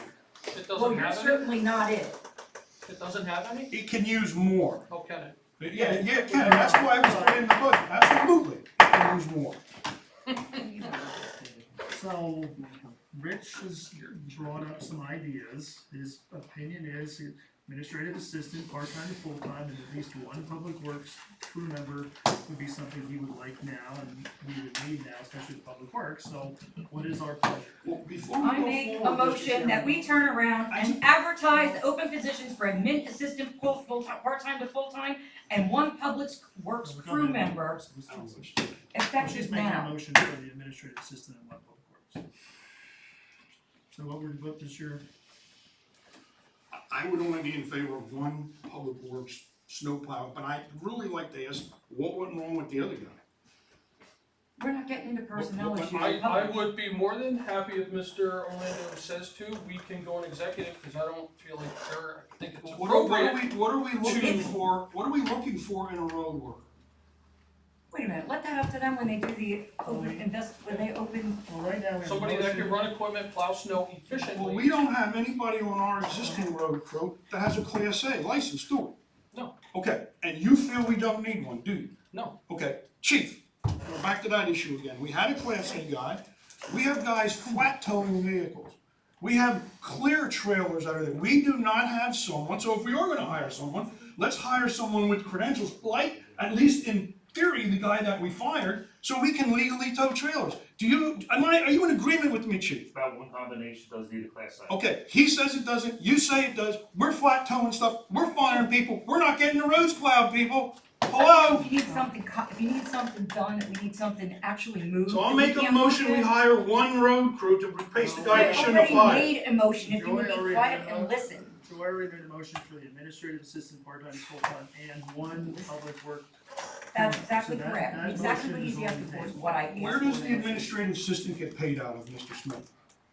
I have the listed budget here there. in front of Do me. you have it written? Where's it at? He has the, They're 40 both written there, right next to it. Yeah, What's your 405 what? 104. name? And 430.05. Not even on, Well, at maybe- least this version. Here's the version, so maybe you wanna look at this. Yeah, show it to me.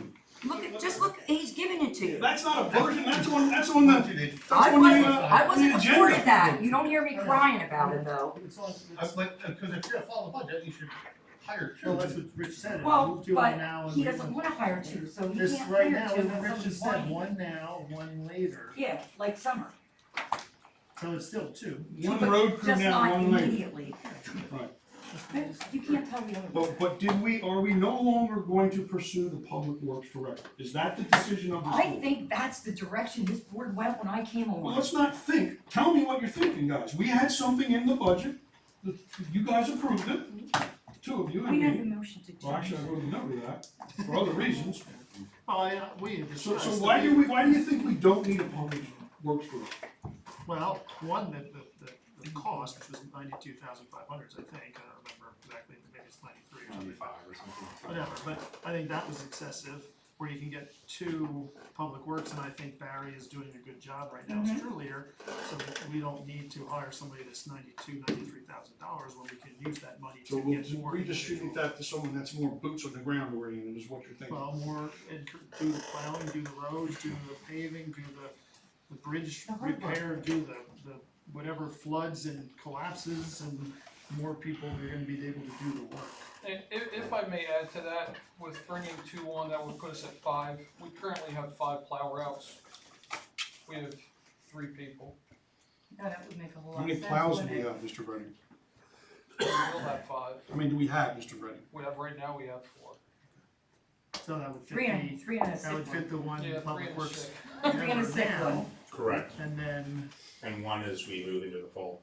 getting these roads taken care of. Harold, another question, comment? Another statement. If you guys recall, Joey was board, Chris was, when we created the position for Public Works Director, it was supposed to be code enforcement and public works, because we had such large code enforcement problems.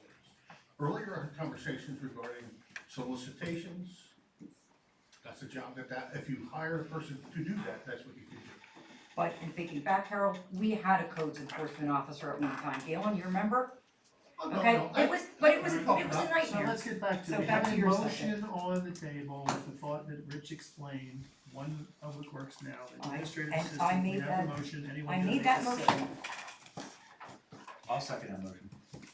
Roll call, Mrs. Brightstein. Yes. Mr. Doyle, Yes. Mr. Rhodes, Yes. Mr. Bitler, I'll vote no. and I'll vote yes. And I guess you did already be at the workshop, right? Correct. Alright. I just want to remind the board with regard to the next two, both C and D, the EMC coordinator, that will be a position we need to fill. I did receive a letter of resignation from Justin Schlotman for that position. Did not receive that in time to place that in front of the board for the sequence Is proceeds. that done by email? That was hand delivered.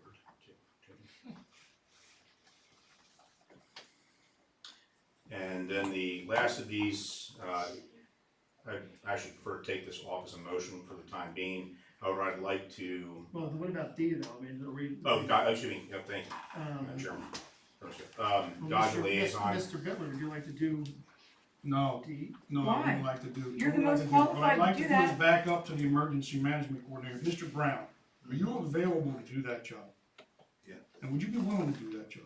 Yeah. Okay, I make a motion to appoint Galen Brown, the emergency management coordinator. On the agenda. Galen, you've had a long storied career here. I think you still have knowledge and can be a benefit to this township. And at a command center, I had reservations with Officer Schlotman. If you all remember that? You remember that? No? Okay. I had reservations. That's not to say he's not a good fellow. Well, then let's move on and agree that we can. I make a motion for Mr. Brown. And I Here- second here's a it, there you chance. go, I didn't hear a motion, so here's Second your by second. Mr. Rhodes. No, second by Fine. George first. George All right. was second, all right. Roll call, Mr. Brightman. Yes. Mr. Gallow. Yes. Mr. Rhodes. Yes. Mr. Bitler. Yes. And I'm a yes. Yeah, I say thank you, John. And lady. No, you were fine, I don't think offended, I grew up in a garage, I'm fine with calling me whatever you call me. So any ideas for guys on liaison right now? Thank you. Well, of course, we would. I really think the one that has nothing else to do should be the one that gets Gaja. Nothing else I'm really interested in, so Alright, Rich, Who gets Gaja from day one? Again, this is the township newsletter. I do need to provide you some additional information on this, so I'm gonna ask to move this into next month's workshop. Essentially, right now our discovery process, it's about 30 cents per mailing. So if we were to mail one of these to each of our township residents, we're looking at about $900 per mailing. And then we would look to probably do 2 to 3 of these a year. So I need to have some firmer information for you. Essentially, they produced this for us. It's also something we can upload to the web. They did provide, and I believe I did provide to you through email, some links to some of the things they've already done for other townships. Again, I think it's a very nice process, but I can package that also with the general code that we had talked about earlier as well for our March meeting, if that would be amenable to the board. Maybe for the March meeting, we can get something and get some ideas moving forward on fixing these signs. sign? Fixing the signs at Gibraltar, the sign out front here. No, you had, or either you, We had looked at some additional options, so we can add that as well. yeah, but you had numbers for that, didn't you, or did We they? actually, Barry has some numbers. We were talking about the numbers for the cost for replacement signs. We were also talking about doing digital, Yes. the LED. Yeah, we had it a while ago, we had numbers. Yeah, yeah. We'll I put can- that back together I can for dig them for back in out. March. Okay. Barry and I will work that piece and we'll have something together for you. That was quite a while ago. Next week, we can It was like put something together and $10,000 send it out. Before we get newsletters, we should get the website under control. I'll leave that website. Go But on remember, there, a go lot of on people there and can't click, let me see that. finish, Joy. Go on there and click and see, ask yourself why this meeting isn't on the top.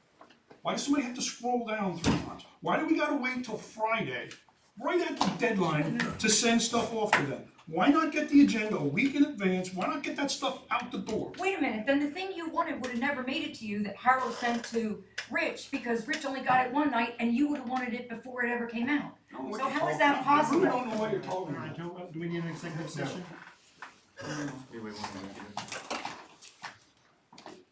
I was actually putting minutes out today of the, Yeah, he was putting that at nighttime, like 10:30, 11 o'clock. No, it wasn't that. Do we need an It was executive? you sent a message to Rich. You don't need to And chief? he was trying to get him the information, he didn't get it to him because it came in on a Friday and today's Tuesday morning. That's my point. No, Anything? absolutely not, unless you're insane. So we don't need executive, anyone like to make a motion to adjourn at 9:26? I make a motion, we adjourn. Okay, second. All in favor? Aye. Aye. We're all adjourned. I will need, the only ones that can sign right now are you, sir, and. Welcome aboard. Okay. Thank you, appreciate it.